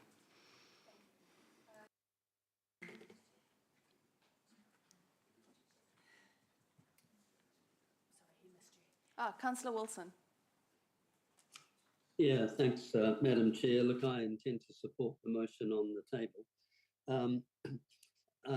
There is no doubt, there is absolutely no doubt of the good work that Age Concern has done and continues to do. They reflect the spirit of a number of community organisations that do wonderful work that people of Hamilton derive a benefit from. But I disagree slightly with some of my colleagues who associate an entity and the work they do with a specific location. I think when an entity relies on ratepayers to provide significant amounts of funds, entities have to accept that as ratepayers' representatives, we have to get the best value out of the limited funds we have, and we have very limited funds. In fact, some of us around this table have been involved in spending a lot of funds in the past, and maybe that's why we're in some of the financial difficulty that we face. The reality is everybody is agreeing we need 5,000 square metres of community space. In fact, some advocated this is one of the reasons we should have tried to repurpose Founders. All my concern is, all this does is give us 1,000 square metres. That's exactly what we shouldn't be doing, is taking these siloed approaches. There needs a broader strategy with a clear way forward, and entities have to be prepared to share, and we have to create more space. But what we've done today is given us a little bit more time for staff to make some further progress. It enables others to speak more with momentum, and I hope that we get a really good benefit from that. In regards to the narrative of the delay, I recall the MEF worked pretty quickly in coming back with staff's report. I'm wrapping up. I actually don't have much faith in the staff report and the consultants they used to tell us there wasn't a commercial opportunity to combine more community space and a commercial project. But sometimes you've got to live with the report you've got. So we sent it back to the community. It's here today. It's taken a bit of time, but this keeps us moving forward. But I do argue that it should be less about maintaining a specific space and more about providing a significant space for all community groups. And we haven't resolved that today. Thank you. Thank you. And thank you all for your comments. Listening to, where everyone's coming from, we're actually not that far off from each other. Everyone agrees that we want the best value for money. Everyone agrees that there is a lack of community space, and everyone agrees that it's bloody tough times at the moment, and it's really hard decisions that we need to make. So it's a very fine balance between, spending and preserving what we have. And this project in particular, personally, I feel that it is being fiscally responsible, because we're not kicking the can down the road and dealing with it in 5 years' time, when we don't know what 3 million would be in a few years' time. Over the past few months, we've talked about, in community in particular, lack of space for community groups, lack of space in our aquatics, indoor rec, artificial turf, you name it. There's a shortfall around the city in all of those areas.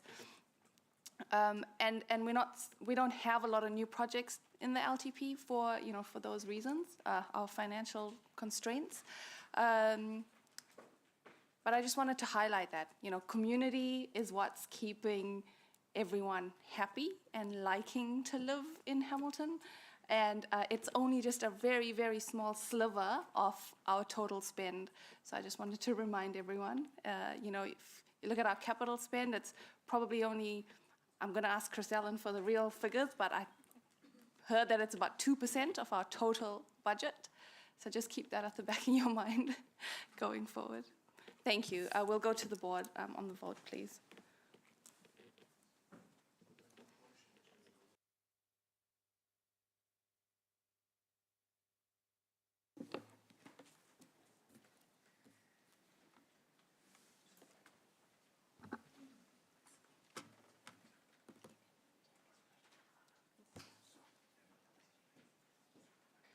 The motion is carried unanimously.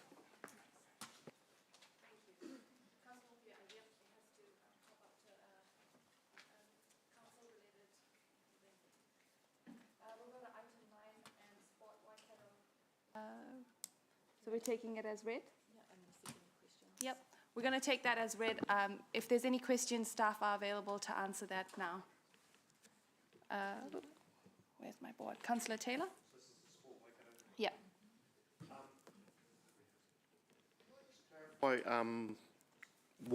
What funding Sport Waikato gets from Hamilton City Council? Yeah, mine is 50,000, so we have an agreement with them that was approved about 3-4 years ago. Yeah. Right, and that covers everything that they do, 50,000? Yeah, so they receive funding from most of the councils in the Waikato region towards their services, as well as some central government funding, and that funds their services. And is that done on an annual basis, or is it yes. Okay, so it's renewed annually. It's decided annually. Yes. Yeah. Oh, it's not signed annually. Is it signed annually?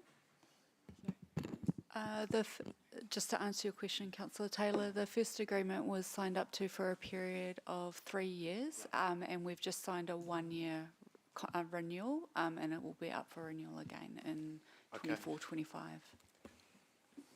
Is there, I've read through the report.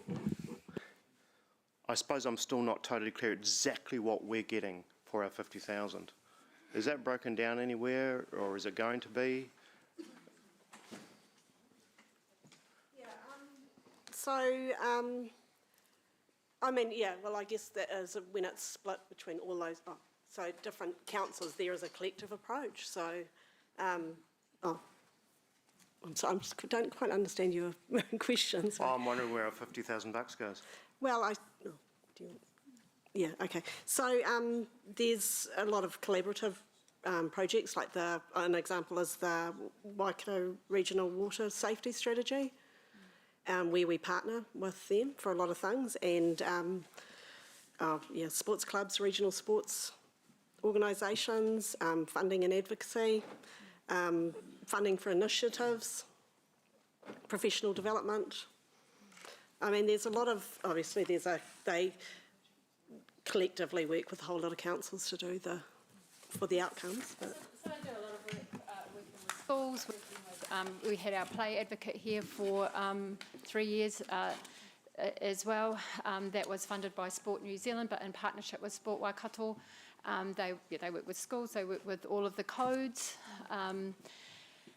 We've done some work with them on master planning with Eastlink, so they'll partner with our staff to work on doing strategic planning or master planning with various groups. So there's a whole range of activities that they undertake in partnership with council, but also with the community within Hamilton City as well as Waikato. So they've assisted with things like when we've done sports field reports on need and demand, indoor recreation. They were partnered us around setting up the peak, so wide range of projects. Does this, do we get visibility over their funding in the LTP? It's in our LTP discussions and debates? It's not. Well, we haven't discussed it, but it's in the draft budget. But yeah. Yeah. Well, I guess that's the reason I raise it, because often I feel that we don't actually get visibility of these types of funding come LTP time. We just don't see it, and it could be there, but we're none the wiser. Mm-hmm. Okay. Well, personally, I'll be seeking more clarity about exactly what we're getting for our $50,000 come LTP time. I presume Sport Waikato gets funding nationally as well, government funding, and so they do receive funding, but similar to others, all government departments and sectors at the moment, the quantums of that funding are up for discussion, and so recent conversations we've had with Sport New Zealand, who are the vehicle for a lot of the funding towards Sport Waikato, they are facing funding challenges also. So I think the level of certainty is the level of funding is unclear for them from those government at the moment. Okay. I wonder whether it can be just a staff action to collate maybe what their funding makeup looks like, and more specific, the points that you've covered as to how it impacts Hamilton.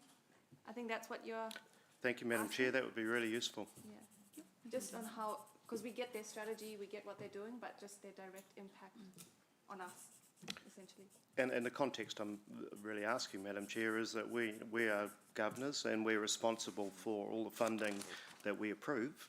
And I think it's incumbent on us to have a really good handle on exactly where the money's going and what it's being used for. And I'm not feeling it from here, or to be honest, from the answers today.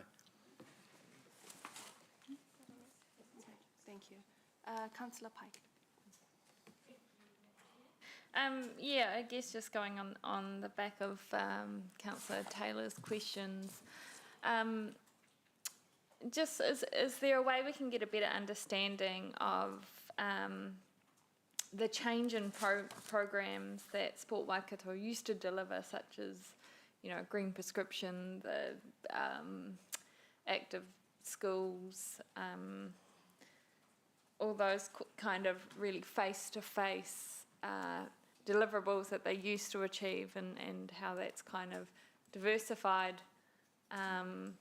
whether that's a result of their lack of funding, and how our funding has impacted that, or you're just getting a better understanding of their change in service versus what we're getting for our money. Yeah, I mean, I feel that that's a question that potentially Sport Waikato should answer themselves in relation to the direction that they're taking.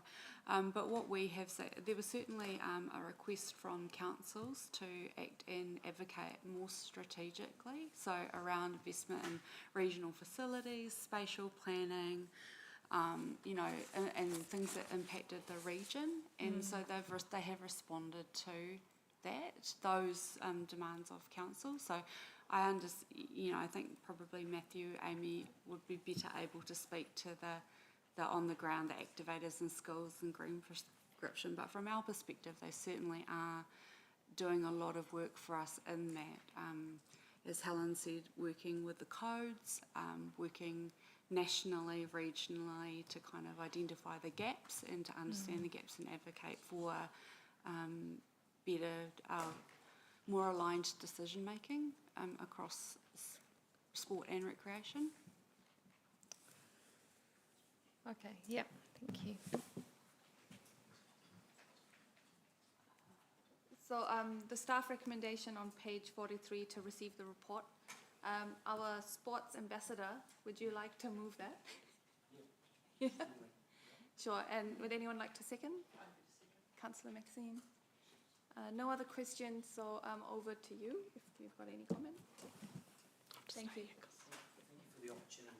I wasn't going to say anything, but we all know sport's important. Sport Waikato. I take on board Councillor Jeff's line of questioning, and it is important as governors that we do understand exactly where our dollars are spent. But, you know, sport is still one of the greatest contributors to the overall well-being, in my opinion, of Hamiltonians in particular. And I see the work that is happening out at the grassroots level in various different places, because I'm still active in all of that space. But look, they do a good job. Probably, if anything, if we were in a better position, I'd love to give them more money, but I guess we can't at the moment, given the fiscal pressures that we're under. So, yeah, that's my 2 cents worth. Councillor Maxine? I'll follow your 2 cents and raise your 2 cents. Absolutely, some of the best dollars that we spend, and for the impact that they have. And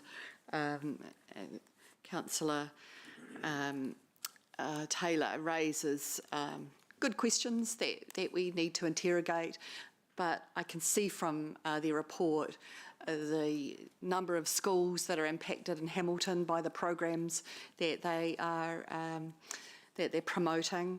There are also a great water strategy that was a water safety strategy that was put into place, and in a river city where we have a shortage of aquatic offerings, that's really important to me as a councillor, and that safety is paramount. I also was invited to attend their awards earlier in the year, and was just blown away by the projects that are happening around our communities, both in Hamilton and the wider Waikato, and the commitment from mostly volunteers, actually, and that's not the paid $50,000 that Hamilton City Council makes, but it doubles the impact, triples the impact, and quadruples the impact that these volunteers can have on the offering that council makes and the small amount of investment that we make. So I'm more than happy to be seconding their report back to us on their activities. Kia ora. Thank you. Councillor Bitter? Thank you, Chair Kesh. I'm having similar thoughts to Councillor Jeff. I support Sport Waikato. I've seen what they do. I think they do a great job. I'm happy to fund them. But I do have similar issues with the report, the way it is written, and that you could play corporate bingo with it. It could be written by ChatGPT. For example, as an organisation, we've been successful in elevating some of our strategic goals, like that's just waffle. If it could, that could be cut out and just with like, this is what we're actually doing. One of the other examples I spotted was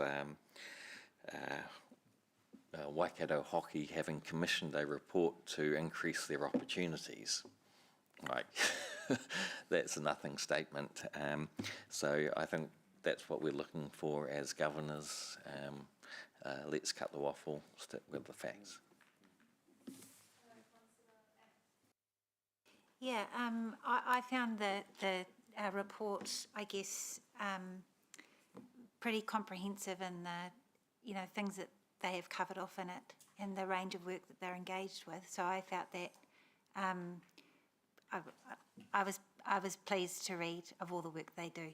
And in particular, I suppose, I was going to invite them if they're here, to the, because I'm really pleased to see that the focus on the natural bodies of water, because I think that's an area that if sports people got behind projects to improve water quality, we might actually get somewhere. So I'm excited that they've got that project, and we have a planting at the lake this year in August.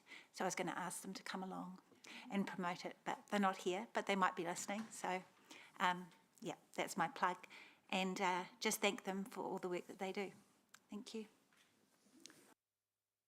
Thank you, Chair Kesh. Obviously, it's not easy. You don't enjoy asking questions like this because you know that an organisation like this does a lot of work. But we need to remember that we are an organisation under extreme pressure, and there's a whole lot of staff in this building who will testify to that, staff who are leaving will testify to that. And our residents and ratepayers are under extreme pressure as well, and they'll be reminding us about that. And, we apply scrutiny to what we spend our own money on within the building. And I just want to see us apply the same scrutiny to who we give money to. Exactly what is the breakdown of where are the projects, where the money is going, exactly what are the projects, and do we support all of those projects as a council? What other funding sources does Sport Waikato have? I'd like to know that as well. I'd like to be assured that we're not duplicating. And to me, it's just information that we should have. And there's no, it may sound mean-spirited, but there's no nastiness involved here. It's simply me trying to do my job as a elected member and a governor. Thank you. Councillor Pike. Thank you. I'll just keep this short and echo Councillor Taylor's comments that, that we absolutely support the work that Sport Waikato do. I know firsthand that the changes they make in people's lives, and it's important the advocacy they have for sport and our sporting codes. And we're not taking away from that, but just, I guess, getting a better understanding of how their change in focus is playing out on the ground, and just ensuring that we are delivering for ratepayers. Thank you.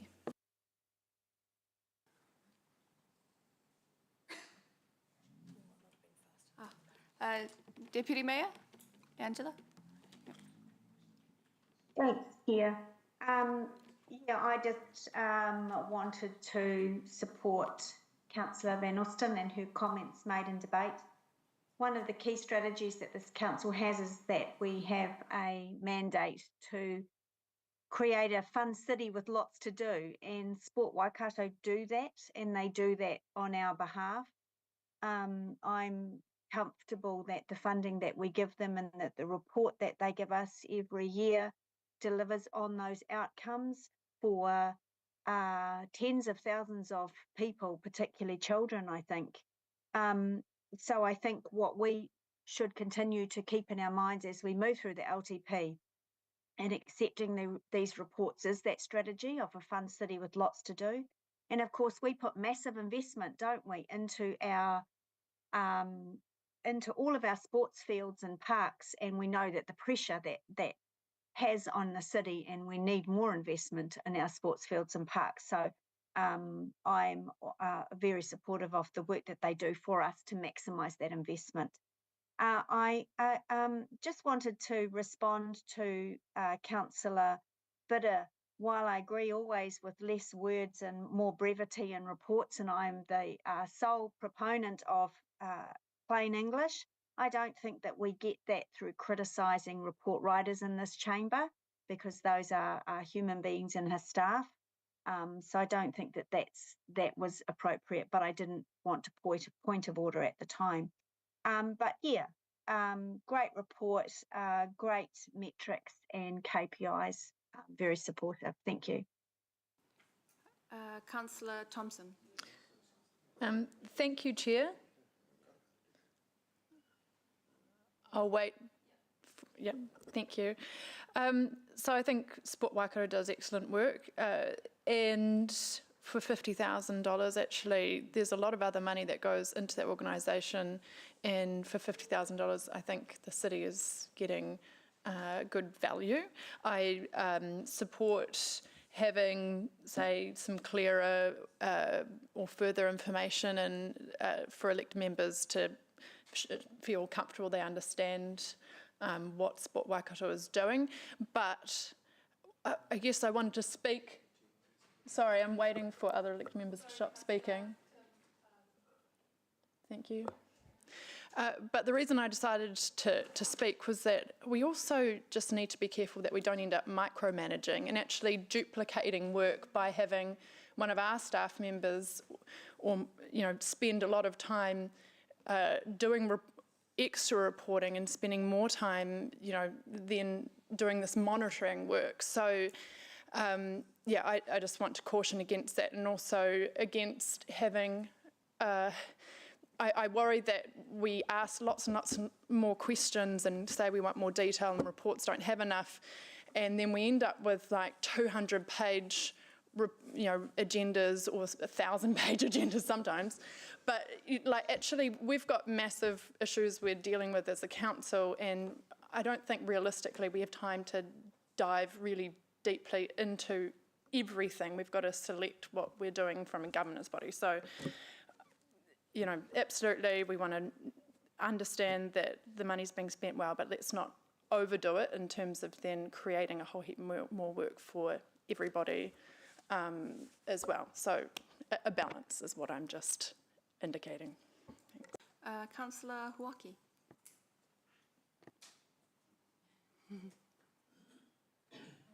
Speaking, yep, kia ora. I tautoko everything that's been said here this morning, still, I know, just passed. And seeing my children benefit from a variety of kaupapa that Sports Waikato have delivered over a number of years is definitely why I support this kaupapa, but I agree too. I'd like to see just a bit more information, but not too hard out, find the balance there as well. So that's me. Councillor Wilson. Thank you, Madam Chair. I wasn't going to speak, but I was inspired, absolutely inspired by my good friend, Councillor Sarah. And I took some notes down.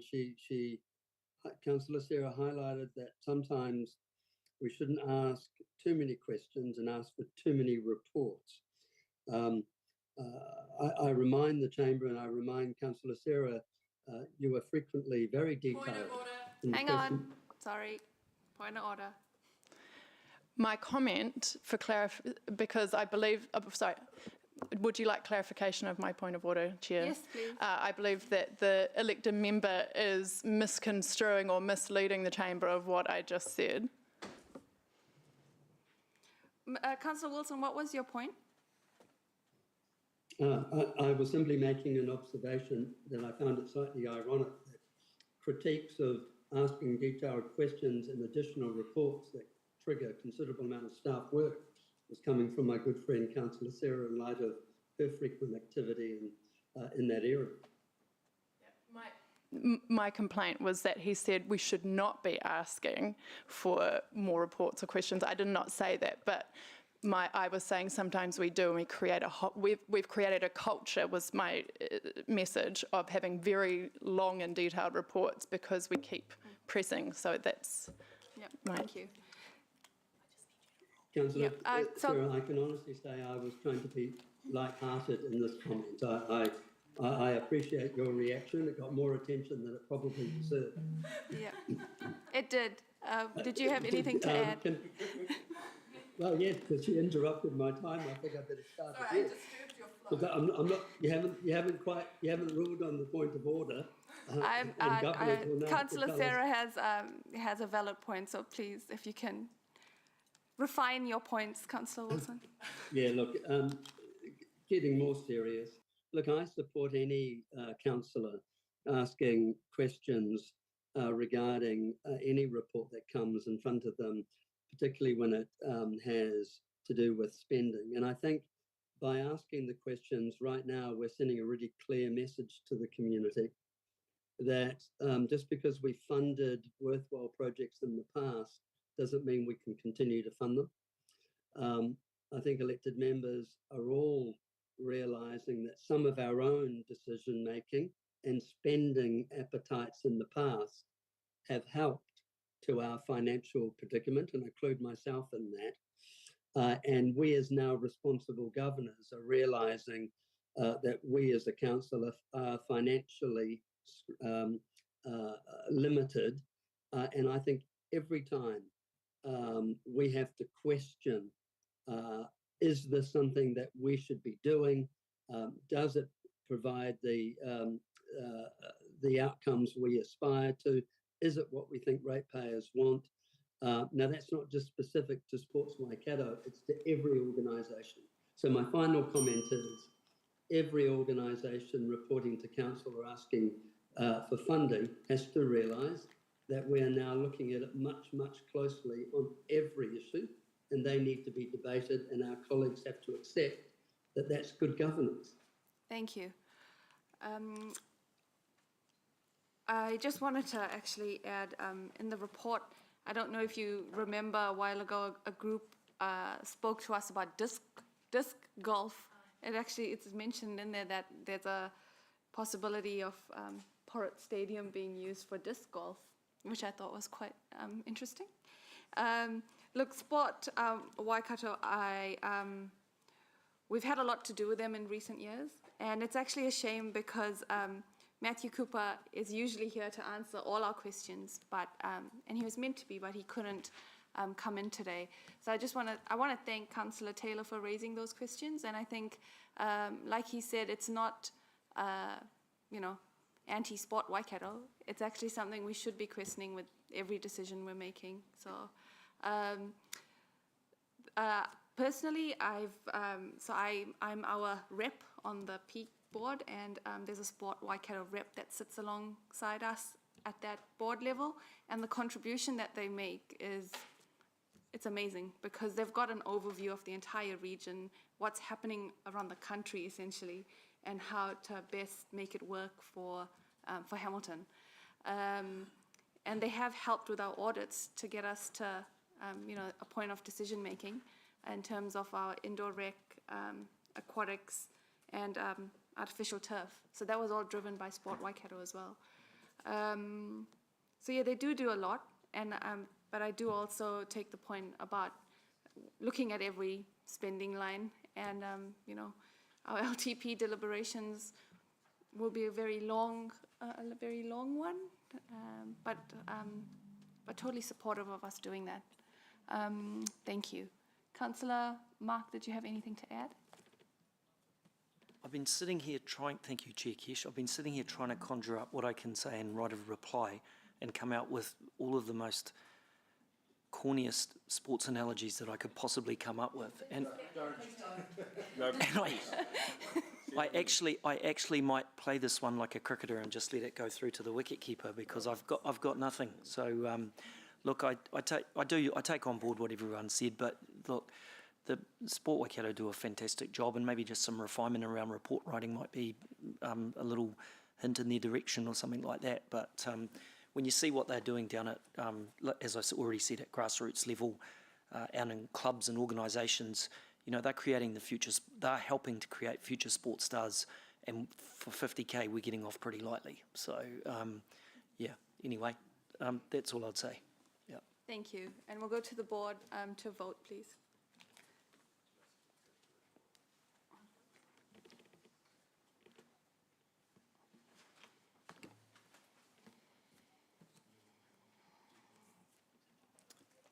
The motion's carried unanimously.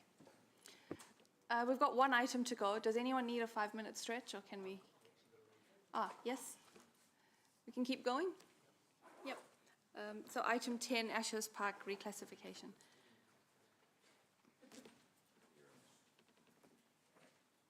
I'll move, Chair, when you're ready. Yes, awesome. Thank you.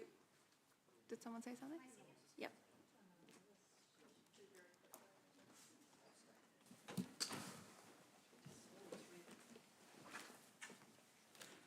Over to you. Kia ora koutou. My name is Amy Haycock and I'm a Parks Planner with the Community Services Unit.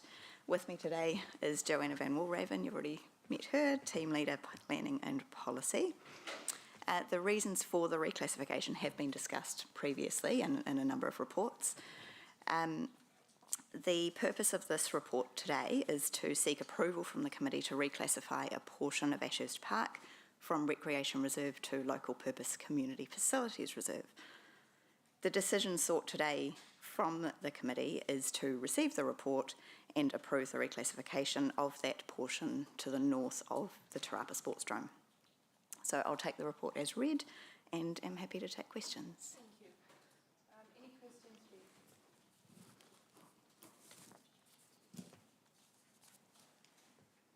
There are no questions. Thank you. Thank you. Now, it's been moved by Deputy Mayor Angela and seconded by Councillor Louise. So we will go to any debate or comments, Deputy Mayor? No. Let's just vote. Okay, that was short. Thank you. Councillor Louise? I'll be brief, Angela. I just want to say thank you to Puketi Neighbourhood House for their absolute patience with us in going through this process. It just like the earlier item, we perhaps have not been as efficient in our decision making, but I'm optimistic that, you know, we will get there. I will be at the sod turning for this, and I hope to be there at the completion. I think as a council, we have so many aspirations to support the community groups who do such incredible work. And, you know, today is ultimately, you know, a line in the sand of we're doing this, we're getting there. And so, yeah, I just want to thank Puketi Neighbourhood House. I want to thank the Puketi community for contributing and having their say. They've certainly done that. And grateful to be going to the vote. Councillor Taylor. Chair, yeah, look, this has been really pretty well litigated, and I support the alternative location for this community centre, which would be enabled by reclassifying it today. I guess I would just make the point in regard to the last speaker that it's just as well we did go through this extra process, because otherwise the new community centre would be going in a different place, which wasn't actually suiting the community. So, but I do also thank Scott and the team, because it has been a gruelling process for them also, as well as everyone else, and I think they got caught in the middle sometimes. So, yeah, good result we got there. Thank you. Thank you. Councillor Pike? Thank you, Chair Cash. Yeah, I too just want to take a moment and thank firstly staff for their continued support in this process, and the public for their passionate submissions, which is, it's been pointed out, it, you know, made a change that's better for the whole community, but mainly to the team at Puketi Neighbourhood who've taken the time to really bring everyone along in this journey. 2 weeks ago, some of our elected members and staff got to hear about the fantastic programs they deliver, and including making over 65,000 school lunches, hosting 22,000 in after-school programs and 12,000 before school, having 3,000 at their school holiday programs, and creating a new holiday program specifically for emergency housing. So I just acknowledge that those numbers don't happen by themselves. It comes from good leadership and good dedicated staff. So thank you to Scott and the team for all your outstanding work, and I can only imagine what this new building will deliver and how it can grow in your achievement. So thank you, and looking forward to voting for this. Councillor Wilson? Yes, I acknowledge that I'm fearful that I'm extending this issue unnecessarily, but I felt that I needed to respond to my good friend Louise, and again implying that this process has been somewhat delayed and protracted. I'd actually like to say this is a perfect illustration of proper democracy and proper consultation with the public. Now, no one in their right mind would say that the Puketi Community House doesn't do a great job. They do an incredibly good job, and they make unbelievably good scones, and they continue to make a huge contribution to their neighbourhood.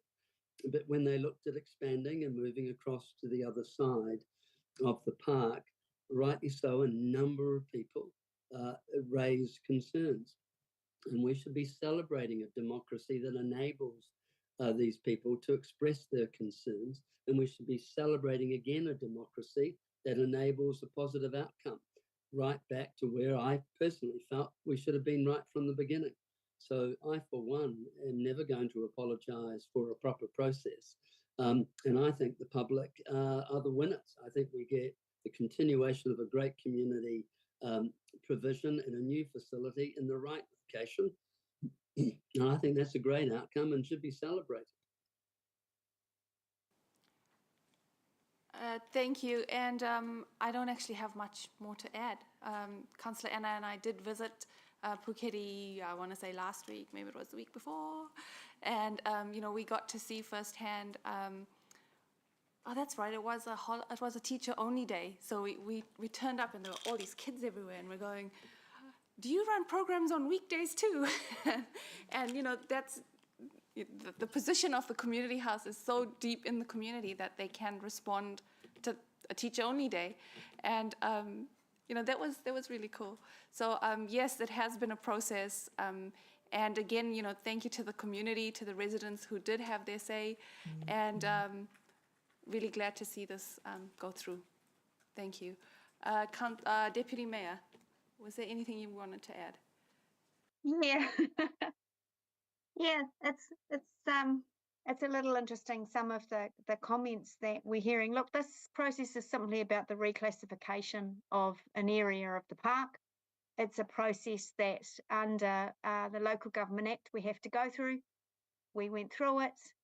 We listened to feedback from the community, and we listened. I'll say that again, right, because often council was criticised for not listening. We listened to feedback from the community and came up with a different outcome. But at the end of the day, that's all that this process is. It's a great outcome, and for goodness sake, let's just get on with it now. Thanks. Thank you. And we'll go to the vote on the board, please.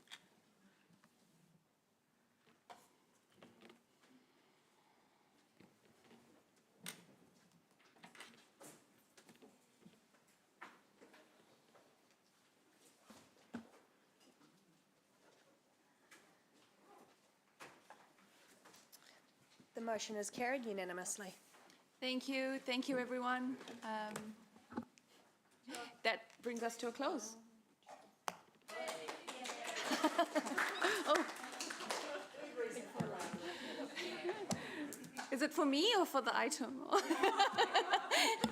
'Cause I'll take it. Oh, for lunch, thanks.